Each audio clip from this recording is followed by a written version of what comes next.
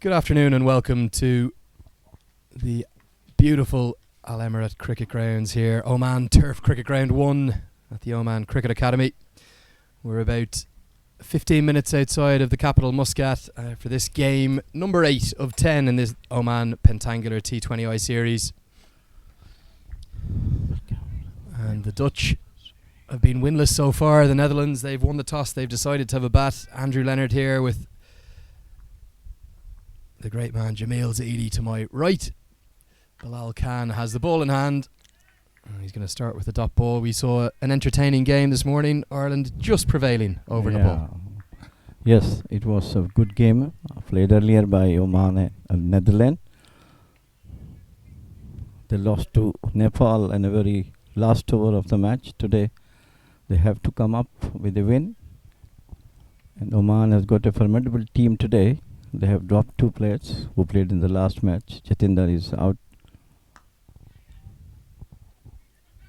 And opening up for the Dutch, as they have almost throughout this entire calendar year, Tobias Visay and Max O'Dowd. Tobias Visay, they're getting that one away into the leg side. The first runs of the innings. The Dutch showing an unchanged 11 after their defeat to Nepal just a couple of days ago. But a couple of changes for Oman. We'll bring you those at the end of the first over. Jatinder Singh and Sandeep Good going out of the 11. Mehran and Mohammad Naseem has brought into the game.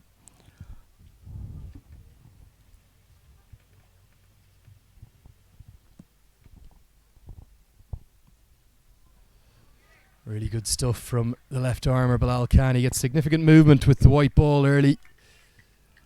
Bowls at a good pace, and this Oman pace trio, as they have done throughout their recent success, will continue to lead the way. But good spin options as well in the Oman 11. Yeah, of course. It's almost a balanced team with the leggies, the left arm spinner, and 3 lovely seamers headed by Bilal Khan, Mohammad Nadeem, Fiaz Bhatt, all sharing great pace.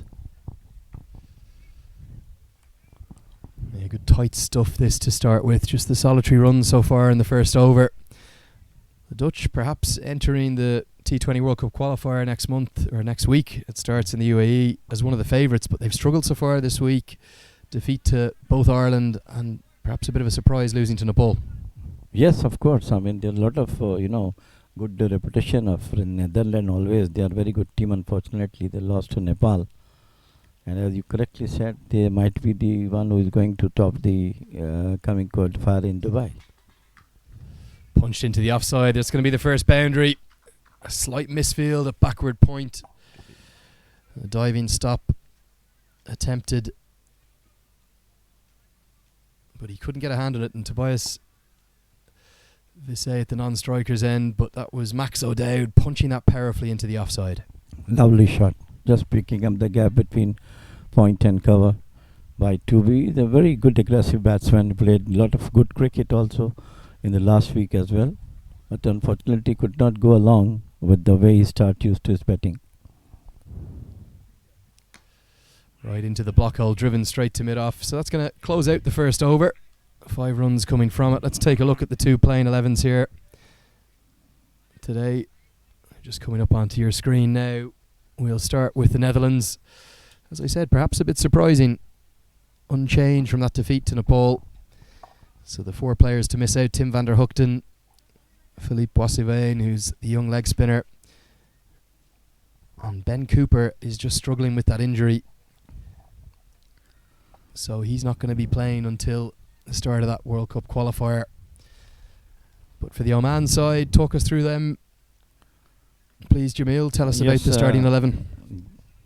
Only 2 changes Oman has made. Sandeep Gaut has been left out, and Jatinder Singh also left out, and Mehran Khan and Mohammad Naseem has brought in to strengthen the batting. Mehran is a very good all-rounder, medium pacer, and a good all-round batsman also. Mohammad Naseem especially a very good hitter and a wicket keeper. So they have strengthened their batting lineup today. Yeah, we're going to see spin to start with from Oman, because Amir Kaleem will open the bowling with his left arm orthodox from the Muscat end. We saw this throughout the first game today.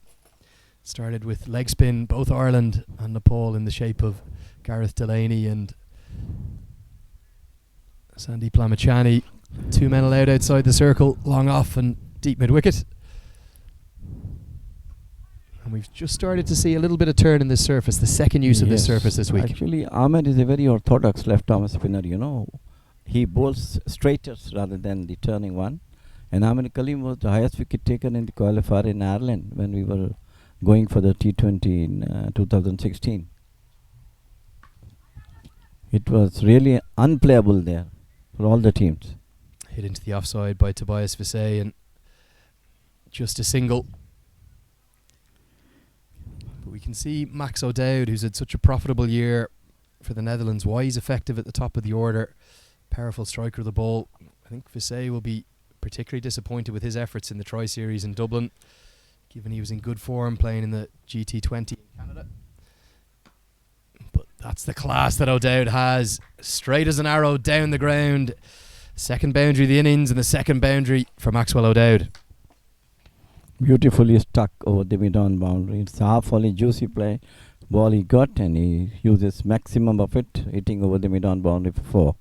Yeah, you're just seeing the replay there. It was full, but O'Dowd had eyes for nothing but straight down the ground. Long on. He's in the circle and it went comfortably past the fielder at mid-on. Oh. Just held back his length there, Kaleem. That was well bowled. Comes off the inside edge. No run there. A loose shot from Tobias. Wanted to play it onto the back foot of point, but got line edge of the bat and went through to the keeper for 1 bounce.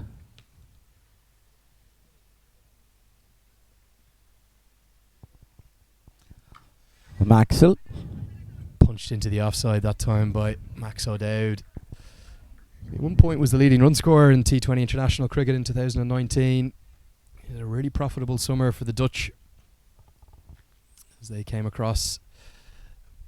They did go down to a 4-0 defeat to the UAE, but it was a young experimental Dutch side missing all their county players. That's a glorious shot inside out over extra cover, but mid-off or long-off is going to get around and cut that one off. Gets a big cheer from the home crowd that's just starting to filter in now this afternoon. Because today the working day, all the guys will be coming after about an hour or so after 3:30 and 4. Once the offices will be closed, we'll be having a good crowd, local crowd here. Yeah, it's a glorious scene here. We're in Al Amerat, about 15 to 20 minutes outside Muscat. And we've got the mountains all the way around, a perfect blue sky. And despite the somewhat oppressive heat for an Irishman like myself, really good conditions for cricket. Absolutely, yes. The afternoon normally is becoming more better than the morning one because the wind started blowing across. As you correctly said, a lot of mountains, but they are far from the ground. But the heat is there, yes, of course. That is intense heat.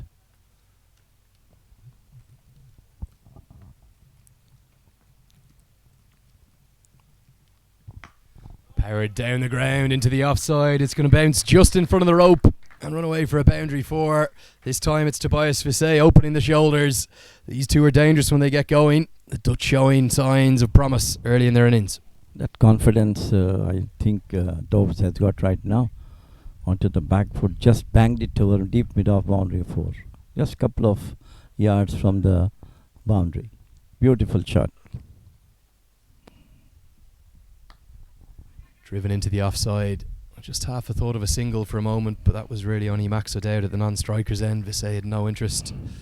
Bilal Khan's been a mainstay of this side for several years now. Tell us a bit about him, an impressive left-arm seamer. Yes, he's the main strike bowler for Oman. Has done a wonderful job in the last couple of years. Always striking in the first spell. Generating speed as well. Always kept the batsman, in check by his variations. In dippers, slower one and the Yorkers. Just worked into the leg side by Visay, but no room there. He had a really profitable World Cricket League 2 for Oman, which helped seal their one-day international status and their progression to the Cricket World Cup Challenge League 2. How important was that for cricket here in Oman to gain ODI status and get those matches over the coming years? Yeah, I will tell you one thing. The only associate country which in the span of 4 years achieved from Division 5 to ODI status. It is outstanding performance as far as the team is concerned. absolute performance from Division 5 to ODI status. We got T20 status as well. Hit down the ground again by Visay, and both mid-off and mid-on are in the circle, so it's going to be another one bounce for taking the aerial route again, showing why he's such a devastating hitter and wanted in the T20 franchise leagues around the world. Just too full that time from Bilal Khan. But I think very loose bowling from Bilal. Not to the way he used to bowl. He's just making them play their own shots, keeping the ball almost halfway through, like short pitch deliveries and over pitch, like that. And Maxwell is taking full advantage of it. Looks for the scoop shot this time. He has played that off the fast bowlers. He's not afraid to get down on one knee and try and ramp it over the wicket keeper. Head coach, of course, Ryan Campbell of the Netherlands, famously used to play that shot himself. Some say that he innovated it before Dilshan. Yes, of course. I mean, but I think it's too early to play these shots at the start of the innings. They are going well. 2 boundaries already come in the over. There's no need of playing those unorthodox shots. You'd rather a bit more of the straight bat at the top of the order, would you? Of course, should be. When you're getting runs, I think don't need. Good fast bouncer, surprising Max O'Dowd and getting through for a dot ball. Good pace from Bilal Khan. The end of 3 overs, the Netherlands are 21 for none. Good start for Netherlands. Both Tobias and Maxwell are playing very well. Both of them are excellent and attacking and aggressive batsmen for the Netherlands. But unfortunately, I really feel sorry for Ban. He was one of the best batsmen Netherlands has got, and he scored 65 runs in the first match. Brilliant knock. That's the points table on your screen there, and what's nice to see is that Nepal side are hanging around to have a watch of this game. They know how important it is in the context of this tournament. They'll be cheering on the Netherlands here, trying to restrict them to their total of 4 points. So Nepal, Ireland, Oman all still in the mix for this title.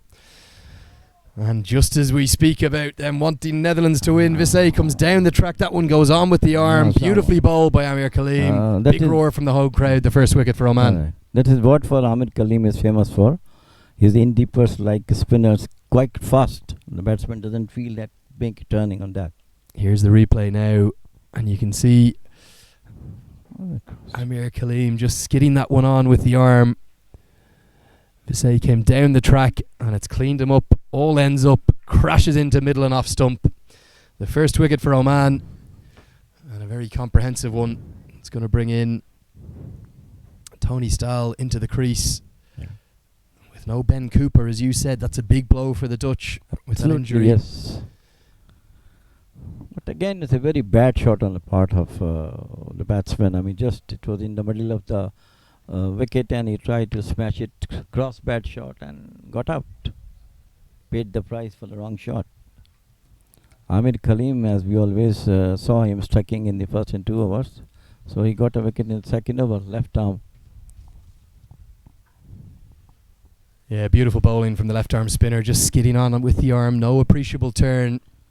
And Visay was looking to access that favoured part of the ground. He loves going downtown straight, but the first wicket falls. Slip in place now for Tony Stahl, who gets off the mark convincingly down to long off. Just going to be a single. Tell us a bit about this journey Oman cricket's been on over the last 5 or 6 years. Yes, we started from the Division 5 and then Division 4 in Jersey. We won that Division 4. Then we moved to USA for the Division 3. There also we qualified for the Division 2. And Division 2, though we lost again Namibia, but we came number 2 in that. And from then on, we just got this ODI status. Off the outside edge from Max O'Dowd, it's going to be a chase on by Mehran. For Mehran Khan, who's got no shirt on his back, so he's confusing me. Mehran Khan, we'll have to have a word with the team manager later on about that. But they do get back for 3. Really good running from Tony Stahl. Good fitness from the Dutch. Having a bit of a chat to Ryan Campbell this morning or this afternoon as they arrived to the ground, and he was saying that he's been disappointed with his side's efforts so far. We'll hopefully maybe have a chat to him in the second innings, but real surprised to see Nepal turn the fancy Dutch over. Beautifully bowled, slower through the air that time. That is his quality. Is really mixing his deliveries, flighting up the ball in dippers, in cutters as well. Being a spinner, it is difficult to play. Most of the ball are straightforward distance bowling. Cut away, but straight to the fielder in the ring. They won't get through for a single. Yes, Khurram. Yeah, that's Khurram Khan there with the stop. What was nice to see as well was they talk about the spinners' union, the spinners trying to learn from each other. Stahl looks for the slog sweep. He gets enough power on that to not just clear the infield, but also clear the rope. It's going to fly all the way for 6, and despite the best efforts of that man in the crowd, who was looking to get around for the crowd catch, he couldn't get there. But 6 runs, real power from Tony Stahl to finish the second over. Let's take a look at the replay. It was a loose delivery from Amir Kaleem, and Stahl took full advantage of it. Hits it over the wideish mid-on boundary for a 6. Lovely shot from him. Yeah, real power on show from Tony Stahl. He's a reputation back in the top class in Dutch cricket to be a power hitter. A little bit hit or miss sometimes, but showing his skills to good effect. I was talking about the spinners union, and what was lovely to see in between the two games here today was Sandeep Lamachani talking to Gareth Delaney, talking to him about leg spin, about the pace to bowl. We saw Gareth Delaney bowl at a much different pace to Lamachani. Lamachani wasn't afraid to bowl slower, make it hard for the batsman to hit, whereas Delaney was getting the ball really flat and through the air quickly. Fiaz Bhatt is the new man in for medium pacer. He's also a very good pace bowler. Fiaz Bhatt, number 1. Yeah, going to have a change in bowling from this Amerat end. Fiaz Bhatt into the attack. So Bilal Khan, just the 2 overs for him so far. But it's great to see that, isn't it? That spinners working together. Correct. Doesn't matter where they are, what their background or what country they're we from. do a very, very good spin attack. When Amir Kaleem is there, Zishan Maqsood, the skipper himself, Khabar Ali, another leg spinner. So very good combination as far as the bowling is concerned. We have medium pacers, we have spinners, leggy, left arm spinner, and Aqib Ilyas is the orthodox of a spinner. Occasionally used, not very regularly. Power down the ground right towards us in the commentary position here. It's going to be 1 bounce and right next to us. The ball's in my hand. And he has to do a lot of work. Throw out there. And just a little bit of evasive action needed. Chiku to my left thought he was in trouble for a moment. Beautiful shot over pitch and full advantage by Maxwell over the mid-on boundary for 6. Lovely shot. Just came in our commentary box. And Edu has to do a lot of hard work to get it retrieved back to. Yeah, I think it might have just been 1 bounce and 4 actually, just bouncing in front of the rope. But certainly a little bit of a workout here in the box for us in the fresh air. In fact, it has flown all the way for 6. What a shot that was. From Max O'Dowd, that one back of a length that time, just beating him through to the keeper. So far things looks okay for Netherlands, except they lost 1 wicket. After this, Maxwell is there. Stahl is there. Both of them are quite experienced players and hope that they will be doing a good job for Netherlands. Unfortunately, they lost to Nepal in the thriller just a day before. Powered into the leg side as well. More runs coming from Maxwell O'Dowd. It's going to be 1 bounce and 4. Attempted short ball picked up really well by Maxwell O'Dowd, and with that boundary he moves ahead of Paul Sterling into 2nd place on the run scorers charts in 2019 and T20 internationals. Shows the kind of form he's been in. In fact, Paris Kadka right up there in the mix as well. Kevin O'Brien is top and he's well clear, but Max O'Dowd, he's having a brilliant year for the Dutch. Yes, of course. The bowling is not good from Fiaz. He's just giving a lot of short balls and giving all the chance to the batsmen to hit the way they like. Like this one, he sent it toward the wideish mid-on for 4, and earlier ball it came mid-on for 6. It's brought about a change in the field as well, because mid-on has come out to long on. Both fine leg and third man up in the circle now.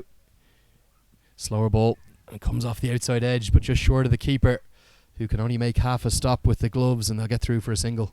Yeah, see, this is change of pace from Fiaz. I think on this wicket, what I've seen from last 4 or 5 days, any bowler who's using his intelligence, variation in the ball, variation, slow ball, cutter, short of the length is successful so far. But if you try to bowl fast, it's going to be hit. Either it will go a what you call over pitch deliveries or half volleys like that. Yeah, the two fielders outside the circle at the moment, long on and a deep square leg. See the full delivery this time. So a good finish to that over, but 11 runs coming from it for Butt. And after 5 overs, Netherlands in a strong position. They're 42 for 1. Yeah, so very well going. Above 8 and over. It's quite good score in the first 6 overs of the power play. So far, Amir Kaleem is bowling very well, not letting the batsman to hit except the one he bowled to Maxwell, and he hit it out over the wide mid on for a 6. Oman has to do a lot of hard work today. They will have to come up today with this match so that they can meet the top leaders, Ireland. Yeah, of course, both these sides are preparing for the T20 World Cup qualifiers that will be taking place over the coming weeks in the UAE. Oman drawn in a different group to the Netherlands. The Netherlands, they've got Scotland in their group, but Oman will have the likes of Ireland, the UAE, Canada. They'll have to come up against the new boys on the scene in Nigeria who've taken the place of Zimbabwe, whose suspension has meant that they won't be there at the qualifier. That's a very big blow to ICC International Cricket, Zimbabwe's team. Very talented team. Huh? Hong Kong and Jersey rounding out that. We're going to see a change in bowling. Again, we will Mohamed Nadeem come into the attack. 99 on his back. So just the 2 overs of left arm spin. Taking the 1 wicket so far. Mohamed Nadeem was very impressive down in Namibia. Yes, he's one of the best bowlers we have on behalf of Oman. He bowled brilliantly against Ireland. 3 wickets he got after giving 25 runs in 4 overs. Absolute fantastic bowling with sheer pace and a beautiful length and line.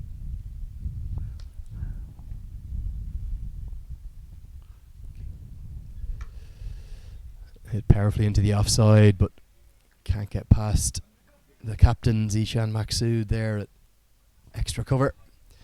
Tell us about Zishan Maqsood. He started out as a out-and-out opening batsman who now he's batting in the middle of the batsman. Number 4, number 5 is batting. He is the swashbuckling opener that we have during the World Cup qualifier in Ireland. And the innings he played against Canada was terrific one. It's 11 sixes in 87 not out scored. 11 sixes and about 5 boundaries. Amazing. Bowled him. Absolutely beautiful. Brilliant. What a change of bowling that is. Immediately impactful from Mohamed Nadeem. Leg stump is knocked out of the ground, much to the delight of the home crowd here. It's cut him in 2, Maxwell O'Dowd, and O'Dowd's got to go for 24. I told you, Mohamed Nadeem is a very, very accurate bowler. Shearing pace he has got, and this is what he did right now. Beautiful delivery. Yeah, here's no the replay on your screen now, and it's just cut him in half and taken leg stump out of the ground. Beautiful piece of bowling, and that's a big wicket for Oman. Of course, yes, Maxwell was playing so superbly. As I told you, Nadeem is always a very, very good bowler. Always thinking bowler. Not, the way the normally fast bowlers are. He is always thinking and bowling accordingly. And that's what he's doing, the best thing for Oman. 3 wickets against Ireland was absolute perfect. And today also started with a bang. This prize wicket of Maxwell. Yeah, the prize wicket of Maxwell O'Dowd goes to Mohamed Nadeem in that change of bowling. It's going to bring Colin Ackerman to the crease, the new man into the Dutch squad for the first time on this tour, playing his cricket in Leicestershire in county cricket, and of course he was the man with the record 7-wicket haul in the Friends Provident T20 Blast. The first time anyone has taken 7 wickets in a T20 match. 7 for 18 that was against the Birmingham Bears. But more known as a top order batsman who bowls occasional off spin. Probably see a few overs of his off breaks later on this afternoon. But young in his international career, if not young in age, 28 years of age, born in the Cape Province in South Africa. Fantastic record. clipped off Good his hip. delivery. Yeah, Very good delivery. good pounce and good pace from Mohammed Nadeem. Just worked off his hip for a single. Maybe a few nerves there for Ackerman. Right time. He has done the short pitch delivery that is required if a new batsman came in. It's a bit weapon, you know. And he was lucky enough not to got the ball into the hands of short fine leg. Yeah, just the 2 T20Is so far for Colin Ackerman in his international career. He played the Under-19 Cricket World Cup actually for South Africa, but qualifies for the Netherlands and called into this side by the head coach Ryan Campbell. 27 on his debut against Ireland on the 5th of October before making 29 in that defeat to Nepal. Really good pace this from Mohammed Nadeem. Yeah, he's generating a lot of pace on this wicket, which is placid. It's not giving any assistance to the fast bowlers, but it is his, what you call, the experience and the way he bowl with it, enthusiasm and, you know, power to get the wickets. Yeah, and I suppose what we've seen from the wicket throughout the day is good consistent bounce. Maybe Boyd Rankin being the only one to get a few up around the throat or neck area. But the pace that Mohammed Nadeem is generating, really impressive so far. Yeah, no, he did the same the other last when we have match against Ireland. And that's the change of pace. That's the slower ball. It beats Tony Stahl outside the off stump and ends the power play. Ends the 6th over. The Netherlands there 43 for 2. And I think I'm going to call that power play a tie. Yeah, of course. 6 overs, 43. So far, not bad. 7.1 an over, but 2 wickets at lost, and that's 2 very important wickets. That's the batting card so far. 24 for Max O'Dowd and 11 for Tobias Visay.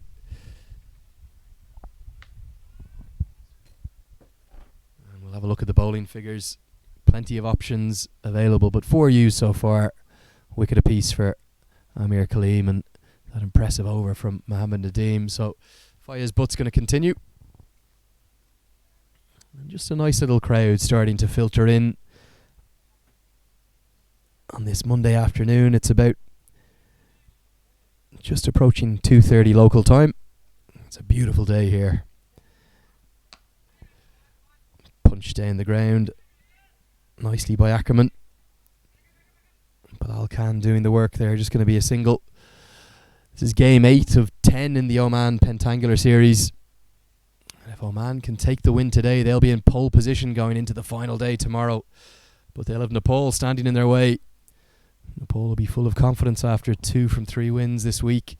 They would have felt that they maybe let it slip against Ireland today. They, at one stage, really threatened to get over the line. Halfway through the chase, they had scored exactly half the runs, but some impressive bowling from George Dockrell and Mark Adair pulled it out of the fire for Ireland. And maybe just showing really that Nepal side, Jamil, a little bit inexperienced, some of the younger players coming into the team.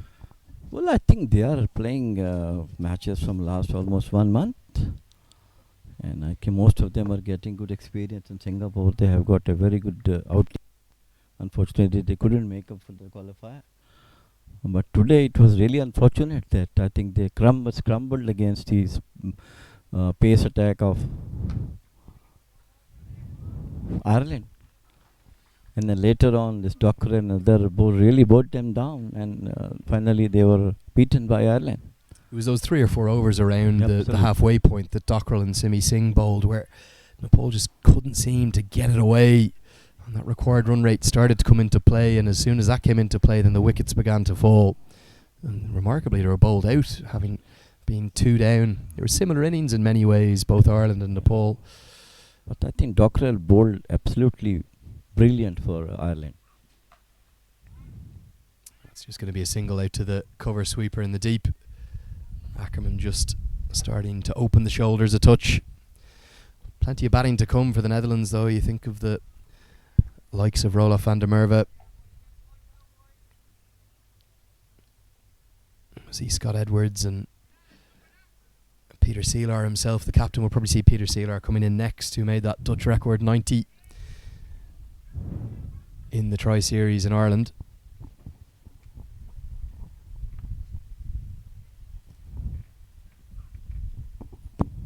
Another good change Change of pace, you can see, deceiving Tony Stahl. He looks to be a real front foot hitter, Tony Stahl, doesn't he? Yeah. Actually, he saw him coming up and cleverly bowled a slower ball. Variation for the fast bowler is very important in T20, Andrew.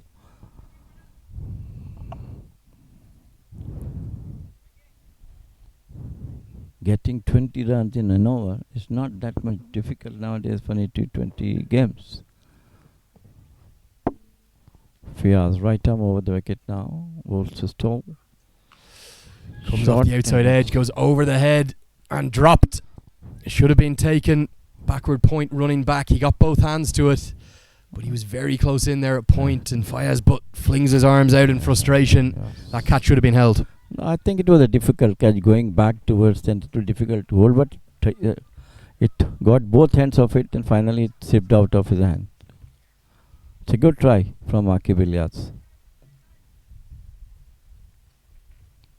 But those catches are, win matches for you. Little more effort will bring you victory for the game.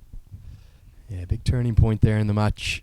Skewed away off the outside edge, and the end result is 2 runs for Tony Stahl. But it was a really good over from Fayaz Butt. I spoke about this Oman pace trio. Mohammed Nadeem, Bilal Khan, Fayaz Butt, all capable of getting it up over in excess of 80 miles an hour. Showing good signs here. Bilal is hitting 139k, about approximately 139, 140. Same as Fayaz Butt. But today I think Nadeem is bowling about 140 approximate, what I believe at the rate. Good batting from Colin Ackerman, just working that into the leg side, and that's going to bring the 50 up for the Netherlands in the 8th over off the first delivery of the 8th over. Been impressed by what we've seen so far in this morning's game. You've been here all throughout the week, Jamil, and the standard of cricket's been quite high. Yes, of course, absolutely. I'm impressed with the fielding of all the teams. No, we are very much aware of the fielding from Ireland and Netherlands, but Oman, Hong Kong, a bit patchy, but ground fielding was excellent. Yeah, I think the quality that Nepal showed today with their fielding was outstanding, and probably was the thing that dragged them back into the game. Absolutely, yes. They are very young side, Nepal team. All boys are, I think, under 25 years of age. And whereas if you compare with Oman, we have all above 30. And few of them above 35. Yeah, plenty of experience in this. Yeah, experience is there, but the fitness as well. In this Oman side, a lot of the players born in the 1980s. That one skews off the outside edge again, and Tony Stahl is going to live another day for the second time in 2 overs, just skewing it over the man at backward point, living by the sword at the moment. Similar shots on both sides from Tony Stahl. First he played towards the deep point up in there, and again this time behind the deep gully, but it's quite high in the air. It's difficult for the fielder to catch it on. But the other one which was played on the other side was almost a catch which has been dropped.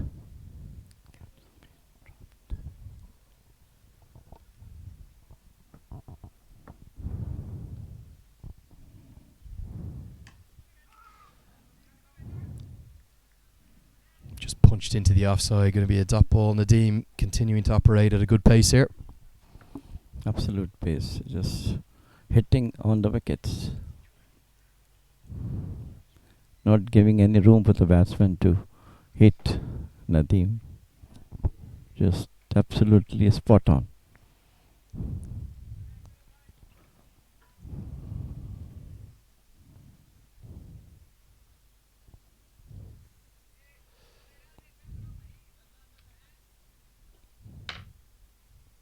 I remember this Dutch side will have Ryan Tendashade to come back into the squad for the T20 World Cup qualifiers. Tendashade, the captain at Essex, of course, the county championship winning Essex side. He's just having a little bit of a break at the end of a very long season. But with the injury to Ben Cooper, it's left the Dutch pretty bare to the bones, just 13 available fit players, the two to miss out today.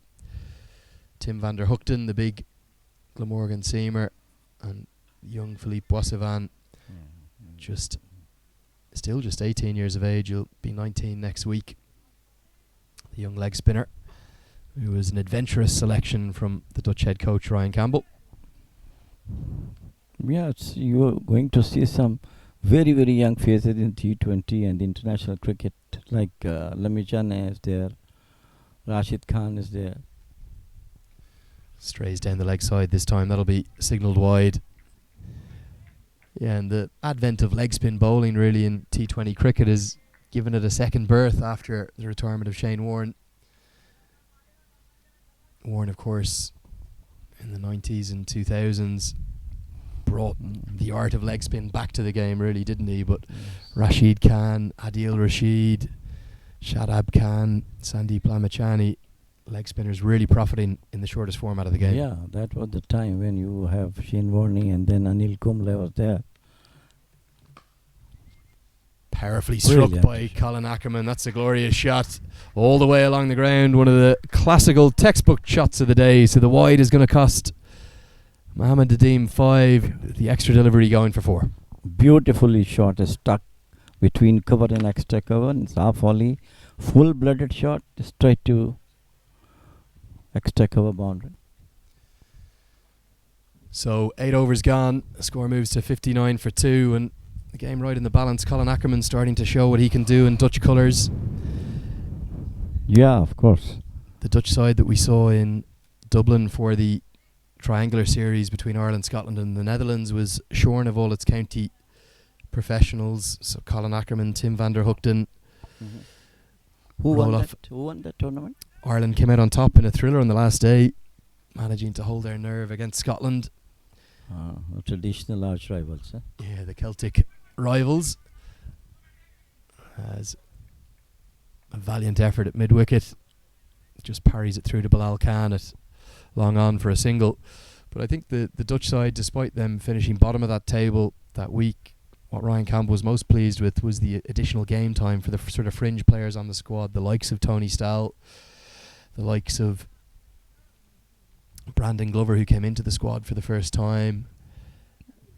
But with the returning Colin Ackerman, Roelof van der Merwe, Tim van der Hoogten and Ryan Tendashade to still come back in, they have a really good lineup. Quick single is aided by the fumble from Amir Kaleem. Clean pickup and a direct hit would have been interesting there. Yeah, very close. He's a very good, brilliant fielder, Amir Kaleem. I don't know what it was, the pressure. Sometimes you go for the run out and then the ball fumbled in your hands. What has happened to Amir Kaleem? Well, Vander Merwe is one of the best all-rounders we have in the game today. He's played all sort of cricket, T20, ODIs, and magnificent performer. Slower ball, and the change of pace is wide outside the off stump. Tell us about the youth structures here in Oman. Is there some good young players coming up? Yes, of course. Yes, we do have a good backup at the moment. With the team is going very well from last couple of years. With that one, lot of interest has been generating in Oman, in the local cricket and local boys also. We do have about more than 200 Omani players playing cricket here. We have 13 or 14 league from A to I, J, K. Powered into the offside, 2 full into the slot. Gonna run away all the way for a boundary 4. Good batting from Tony Stahl. That's where he likes it. Gets on the front foot and tries to power the ball down the ground. That one going over extra cover. Not a good piece of bowling from Fayaz Butt. Yeah, Tony Stahl is a very aggressive player. He's not letting any ball to go. Sometimes he's over adventurous, but whatever he got, he passed through the boundary lines. You can see he tries to clear that front leg, doesn't he, and look to power the ball down the ground. Long off and long on or out, but that one went over extra cover. Looking to do the exact same again. It's not incredibly pretty on the eye, but it's quite effective. Yes, of course, yes. But what I've seen, from last most of the matches, the Dutchmen and the Irish players, they are more comfortable in playing half volleys, over pitch deliveries on the back foot. They don't have that much, power of punching as normally those top order batsmen should have. Looks for the cut shot this time, but there's protection out there, so it'll just be a single, even though Ackerman's quick between the wickets. So given the scores we saw this afternoon, what do you feel that Oman would be comfortable chasing? Something in the region of 140 or 150 perhaps? Well, honestly, if you ask about Oman chasing, the record is not that much good, to be honest with you. But with this long batting lineup they do have, I hope a total NEC 160, 165 will be achievable for them. Hit into the offside, and it misses the diving stop of Zishan Maksud, and the attempted footwork on the boundary does not come off. We saw Sandeep Lamachani pull that one off earlier. He got the boot out, but this time a really poor piece of work in the deep. He surely had time to bend over and pick that one up. Instead he tries to get the left peg out, and it runs away for a boundary four. It was Mehran Khan right on deep mid off. End of the 9th over, 71 for 2. Yeah, we're just seeing the replay on your screen there. A real shocker from Mehran Khan. He got the boot out, and unfortunately for Oman, he couldn't effect the stop. The man with no shirt on his back.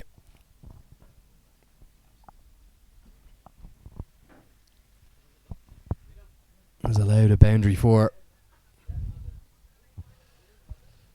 So 9 overs gone here. Netherlands 71 for 2, and probably just moving into the ascendancy. We're going to see leg spin for the first time today. We've seen both leg spinners on show so far this morning take wickets in the shape of Sandeep Lamachani for Nepal and Gareth Delaney for Ireland. But it's going to be the big tall leg spinner, Kaur Ali. Not a huge turn of the ball, bowls it out of the front of the hand. It tends to skid on a bit, but he bowls at a quick pace. As Jamil Zaidi just leaves me to my right for a bit. So if you're just joining us for the first time today, Andrew Leonard here, bringing you these pictures with cricket clubs and Oman cricket throughout the Oman Pentangular series. And the introduction of leg spin is going to work on its very first delivery, because Tony Stahl looked for the slog sweep, and all he could do is find the top edge. Skews away off that top edge, and it's an easy catch. Well taken by Akib Ilyas. And as we've seen all day, the leg spinners, they weave their magic web. Here's the replay. Remember, this is his first delivery. Tossed up, little bit of turn. Tony Stahl decided he didn't need to take a look. He tried to smash it out towards cow corner with the slog sweep. But the drift and the dip did the job for Kaur Ali. He's got a wicket with his first ball. The Dutch fall now to 71 for 3.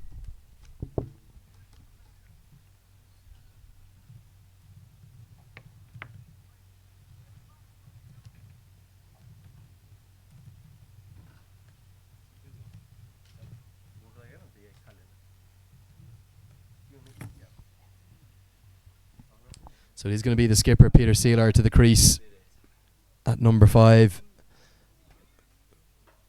for the Netherlands. He's been a man in good form with the bat for the Dutch. When I was speaking with Ryan Campbell on the streams in Dublin, he was explaining how Peter Seeler has worked his way from number 11 all the way up to number 4 and number 3 in the order sometimes, but number 4 or 5 is where he's generally found, depending upon what side the Netherlands have out. But it was a record 96 not out that he made, a Dutch record, the highest score in Dutch T20I history against Scotland in that tri-series. And Kaur Ali has 2 wickets and 2 balls. Outstanding from him. It was back of a length. Colin Ackerman looked to cut it away, but he could only cut it as far as the captain, Zishan Maksud. And the leg spinners are just continuing to wreak havoc here. A little bit of extra bounce perhaps from back of a length. Ackerman was on strike because the batsman had crossed the ball before. Here's the replay. Looked a little bit of an innocuous delivery. Ackerman's going to be disappointed with that shot. You could see as soon as he hit it, he was disgusted. Jamil Zaidi's rejoined me. The magic golden arm of Kawarali. He is doing extremely well from the last couple of matches, though he's more of a batsman, but from last couple of years he's bowling extremely well. His leggies. In the last match also he took 3 wickets against Ireland. Today in the very first over he got 2 wickets. Brilliant bowling. He is varying the ball, you know, right arm leggies, flippers and these googlies, making batsmen difficult to play. He's going to be on a hat-trick because he's got 2 wickets and 2 balls, the first 2 balls of his spell today. Roelof van der Merwe is the new man to the crease, and you can hear the Oman crowd in the background really getting into it. They're cheering for the hat-trick. Can he find it? Kawarali, 2 and 2. Can he make it 3 and 3? Big appeal. Given. It's going to be a hat-trick for Kawarali here in Oman, much to the delight of the home crowd. They're running about. Extraordinary scenes. The first 3 deliveries of his spell. He's got 3 for none. Kawarali, the leggy, is on fire. What a magnificent piece of bowling from Kawarali. Really unplayable. 3 balls, 3 wickets. Here's the replay, Jamil. You'll see it on your screens now. It pitched in line. It did hit him on the front pad. It was a huge appeal. The umpire took his time, but he's given him. What a magnificent bowling performance from Kawarali. He's among the wicket takers from last couple of matches. Against Ireland, he also bowled superbly with minimum runs he has given away. And today in the very first over, he got 3 wickets in 3 balls. First hat-trick for him in international cricket. Lovely bowling from him. And Oman must be pleased with the way he is bowling. And the crowd is really very happy. Yeah, and with that, he becomes the first man from an associate nation to take a T20 international hat-trick. He joins an exclusive list. He becomes just the 10th cricketer to do it. We saw Mohammad Hasnan do it for Pakistan against Sri Lanka just last week. And of course, Lasith Malinga do it for Sri Lanka against New Zealand before that in September. But he joins an exclusive list, becomes just the 9th cricketer to do it, the 10th in history, because Malinga's done it twice. But he joins Brett Lee, Jacob Oram, Tim Southey, Tisara Pereira, Fahim Ashraf, Rashid Khan, Mohammad Hasnan, and of course Lasith Malinga. So congratulations. What a moment that is for Kawarali. Can he make it 4 wickets and 4 balls now? Anything can happen. The way he's bowling, it might be possible. Well, he's not going to make it 4 and 4 because the new man to the wicket is Scott Edwards, and he just drives that one away for a single. But what a moment we've just seen. I believe he's the first man ever to take a hat-trick from his first 3 deliveries in a match as well. So records are falling here in Muscat. And what a moment that is for Kawarali. And the first man in Oman's cricket history who got this hat-trick in international match. And indeed, he's the first actually ever from an associate nation, because Rashid Khan has done it for Afghanistan, but he did it earlier this year after Afghanistan became a test nation in that series up in Dehradun. But a little slice of history for the leg spinner. He's causing all sorts of problems as Sealer drives him into the deep. What an outstanding over.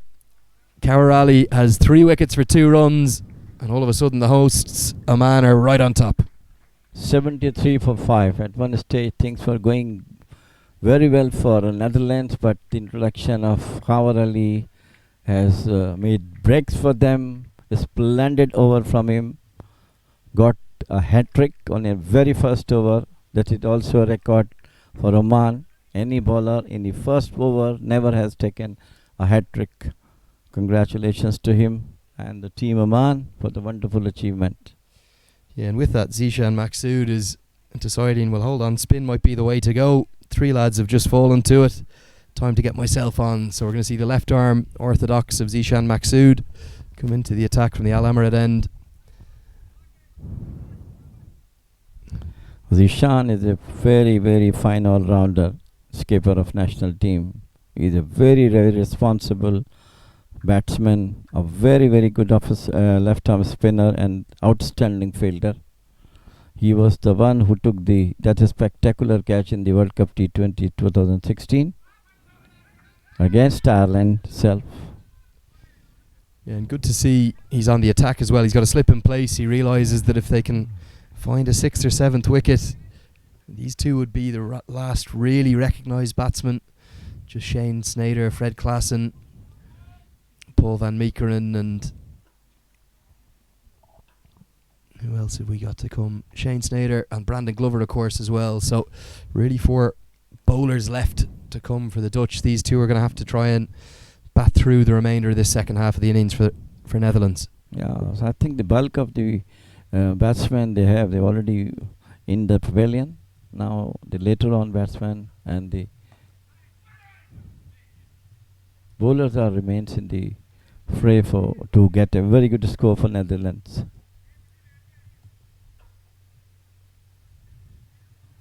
Lovely bowling from Howard Ali. Bowled superbly.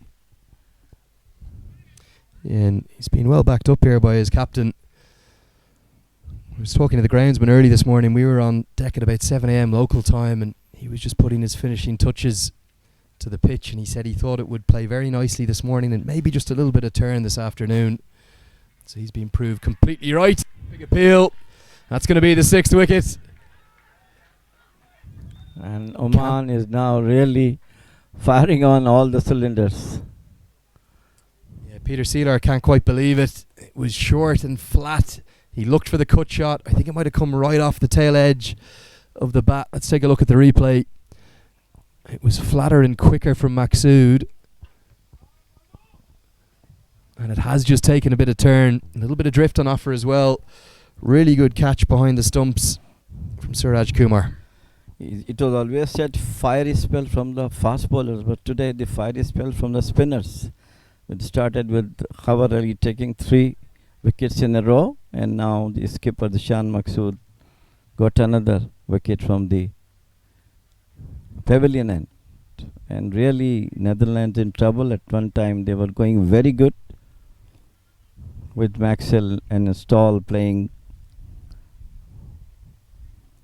absolute crackers of the innings, but unfortunately after that some extraordinary good spin bowling from Howard Ali brought them down to 75 for 6, and Oman came back strongly, though Netherlands won the toss and elected to bat on the perfect conditions there. Yeah, Andrew. Yeah, going to be Shane Snyder in at number 8, and he's probably in an awful lot earlier than he would have liked. Still over 9 overs to bat for the Netherlands. They were going so smoothly before the entrance of Kawar Ali. Bowled him. That's absolutely beautiful. I said that number 8, 9, 10 and Jack for the Netherlands weren't renowned for their batting, and Shane Snyder's been cleaned up first ball by Zishan Maksud with an absolute Jaffa. Disaster for Netherlands. It is a procession of the players going one by one. Some outstanding bowling from Howard Ali and now the skipper Shan Maksud. Here's the replay. It's drifted in towards the pads and turned sharply away and taken out middle stump. Using all his local knowledge, Zishan Maksud, and rather remarkably, Fred Klassen's going to be coming to the crease at number 9, and the Dutch have collapsed in a heap here. They've lost 5 wickets for just 5 runs. Just 2 overs really brought Netherlands on their knees. 5 continued wickets, 3 wickets in a row, and then 2 in the 11th over, which is proceeding on now. 2 wickets to skipper Shan Maksud. What a comeback from Oman. Yeah, really remarkable what we've seen over the course of the last 11 deliveries. 5 wickets for just 4 runs, in fact. 5 wickets for 4 runs in 11 deliveries. Extraordinary scenes here. You can understand why the home crowd are going wild.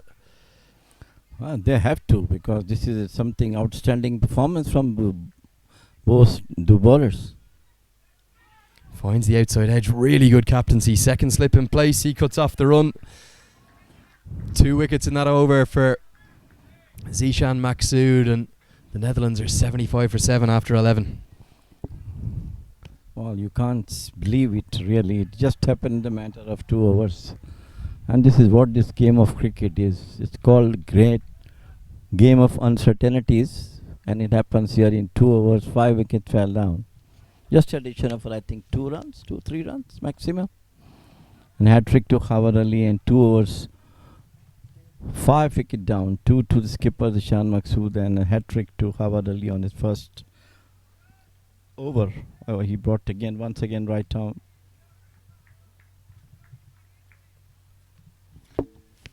No surprise that Khawar Ali is going to continue after that historic hat-trick. Coming from the first 3 deliveries he bowled today, it's the kind of dream stuff that any bowler would imagine.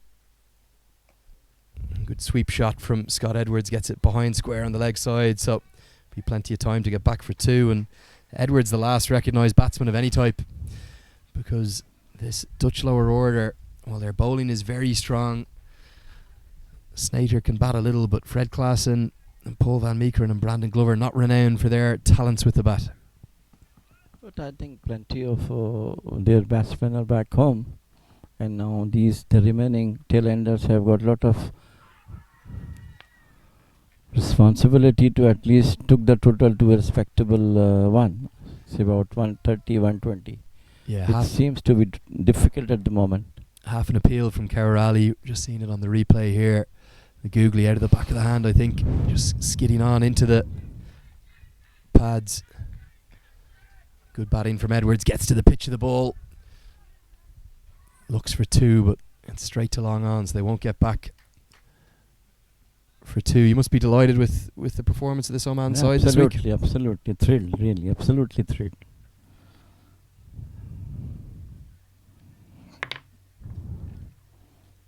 The only good thing is that their performance is consistent now. I mean, not like that they play one. Consistently they are playing and winning. You just found a lovely rhythm. Khawar Ali in this beautiful spell of leg spin bowling, punched down the ground that time by Fred Klaassen. Big tall left arm seamer. We'll see him in the second innings having a bowl, but he's got work to do with the bat here.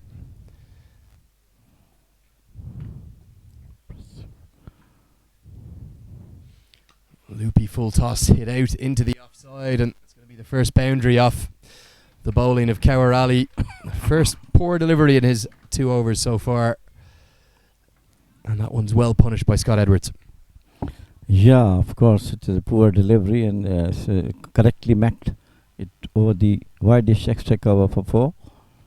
I have seen a significant improvement in the fielding of Oman national team from last couple of years. This time and just worked into the leg side. That's good batting from Scott Edwards. He'll keep the strike. He's going to have to play a crucial role here. There's so much time for the Netherlands still to bat.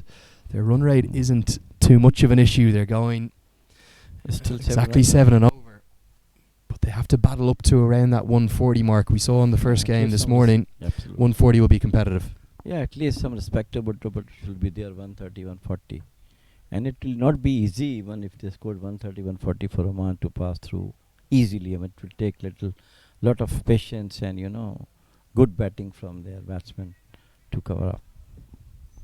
Ishan Maqsood's going to continue with his left arm spin, so this trial by spin will continue for the Dutch. Hasn't been the week that Ryan Campbell would have wanted in preparation for the T20 World Cup qualifiers. Clipped into the leg side, he wants 2, and Fred Klaassen's going to turn and go for 2, and I think he would have got there even in spite of the misfield from Amir Kaleem in the deep. I think the remaining batsmen from Netherlands should keep going like this, 1 and 2 at least, to keep the scoreboard ticking up to a respectable total. Almost an action replay. This time they won't get back for 2 because it was 2 straight. And Bilal Khan is quick off the fence at long on to restrict them for 1. But good intent from Scott Edwards. It must be difficult when you lose 4 or 5 wickets. Yeah, of course. I mean, in a cluster.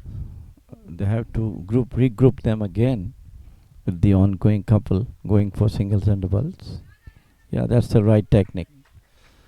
Nicely played by Fred Klaassen into the offside. That has to be his role here. He has to just get Edwards onto strike, work the ball around. There's plenty of gaps in the field. Absolutely. With the exception of slip in place, really, not a huge number of men saving the single. Yeah, when you are on the top at the moment, there's nothing wrong in taking sleep. No, as you said, sleep has been removed now. We've had a few instances of that today, just as we've said it. It's managed to happen. Big appeal given. He's walked across his stumps. And he's been trapped dead in front. It's a third wicket for Zishan Maqsood.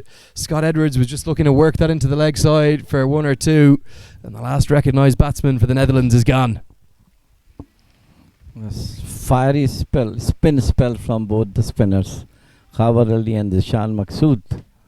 Here's the replay now on your screen. Sorry, Jamil, going on with the arm, and that is absolutely plumb, right in front. Hits him in about off stump, probably going on to hit middle. I don't think Edwards can have any complaints there. Yes, and his sparkling cameo ends. So Andrew is the fourth umpire who confirmed that it was a plumb LBW. Yeah, I think that's one of those as soon Very as it hits well the bowled. pad. Yeah, of course. You Very just well bowled by it. Zishan is bowling extremely well. I mean, he's slow spinners. And both the spinners has done a remarkable job for Oman at one stage. We were all expecting that they are going very well with some brilliant batting by Stoll and Maxwell. But once the introduction of Khawar Ali, who got an hat-trick in the first over, and then Zishan Maqsood got 2 in his first over, and now in the second over he got a wicket. all the 8s on your screen, because after the most remarkable 15 or 20 minutes, the Netherlands have collapsed to 88 for 8. And it's down to Paul van Meekeren at number 10 and Fred Klaassen at number 9, with just the sole batsman left to come, Brandon Glover, to try and get through these overs for the Netherlands and get them up to something almost approaching a competitive total. So at the end of 13 overs, another brilliant over from Zishan Maqsood. He's got 3 for 6, and the Dutch, they're 88 for 8. Now they're struggling, really. Dutch are struggling at the moment against the top class spin of Khawar Ali and Zishan Maqsood. What a lovely bowling from them. Khawar Ali also bowled extremely well against Ireland and Rio.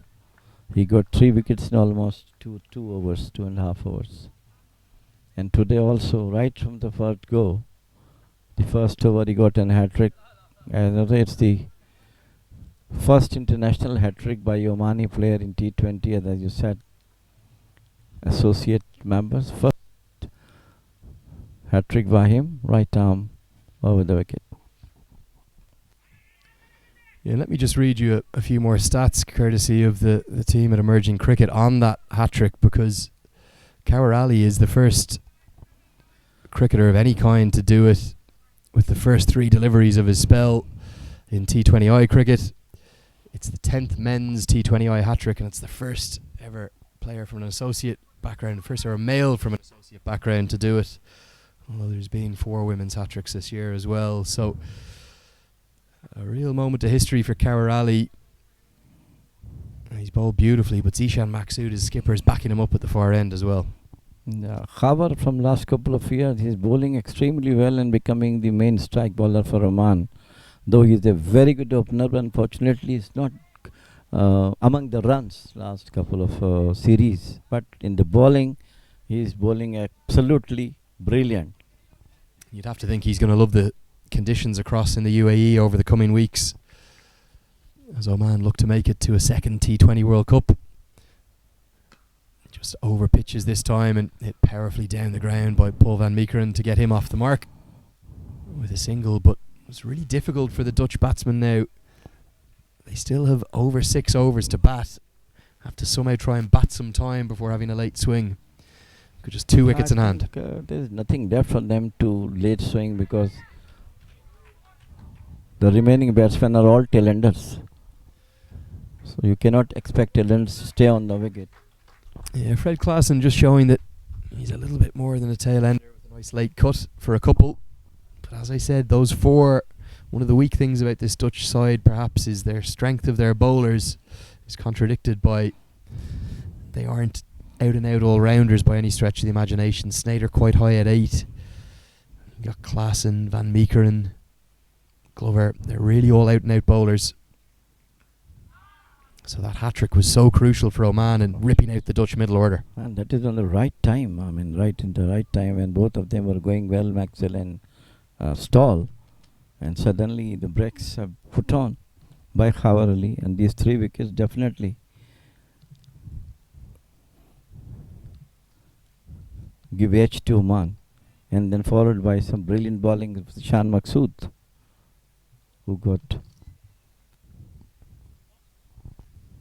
Yeah, let's take a look at the batting card, because if you're just joining us for the first time today, Khawar Ali is a hat-trick.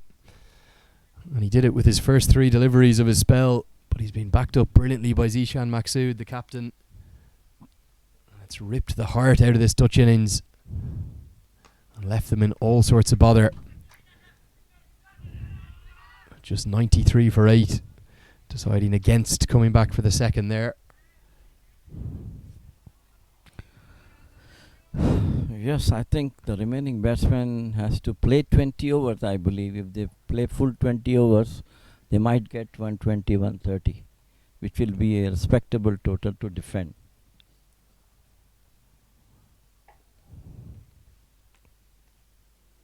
Edged and taken yet another wicket for Zishan Maqsood. Khawar Ali may have a hat-trick, but Maqsood's got 4 for. Yeah, another brilliant delivery. Spinning away and a brilliant catch in the slip. Here's the replay in now, and Zishan Maqsood just varying his pace so nicely and finding the edge. A really sharp catch taken at first slip. By I think it's Aqib Ilyas. Yeah, I think Aqib Ilyas, you're right, has taken that catch at first slip. A really sharp one. He had to move quickly to his left to cling on. Yeah, he's the youngest player in Oman team. Brilliant batsman is. Very, very aggressive attacking batsman is. Yeah, the vice captain Aqib Ilyas takes the catch off the captain Zishan Maqsood, and this Dutch collapse continues. 93 for 9.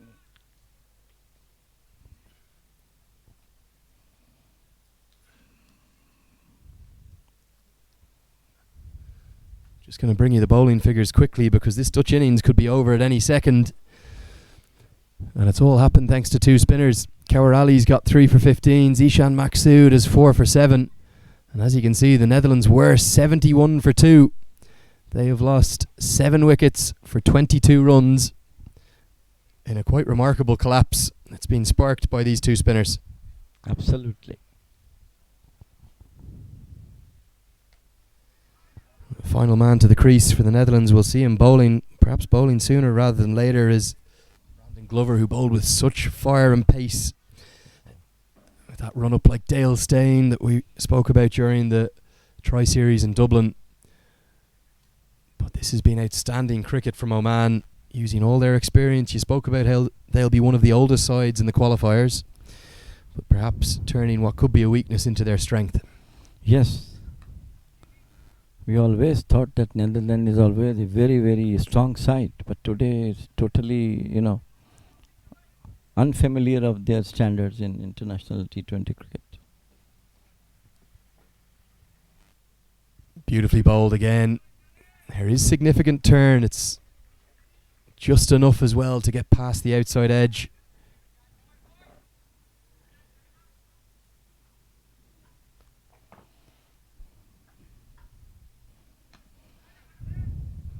And that completes another outstanding over from Zishan Maqsood. He's bowled 3 overs, he's got 4 for 7, and he's only a part-time spinner perhaps.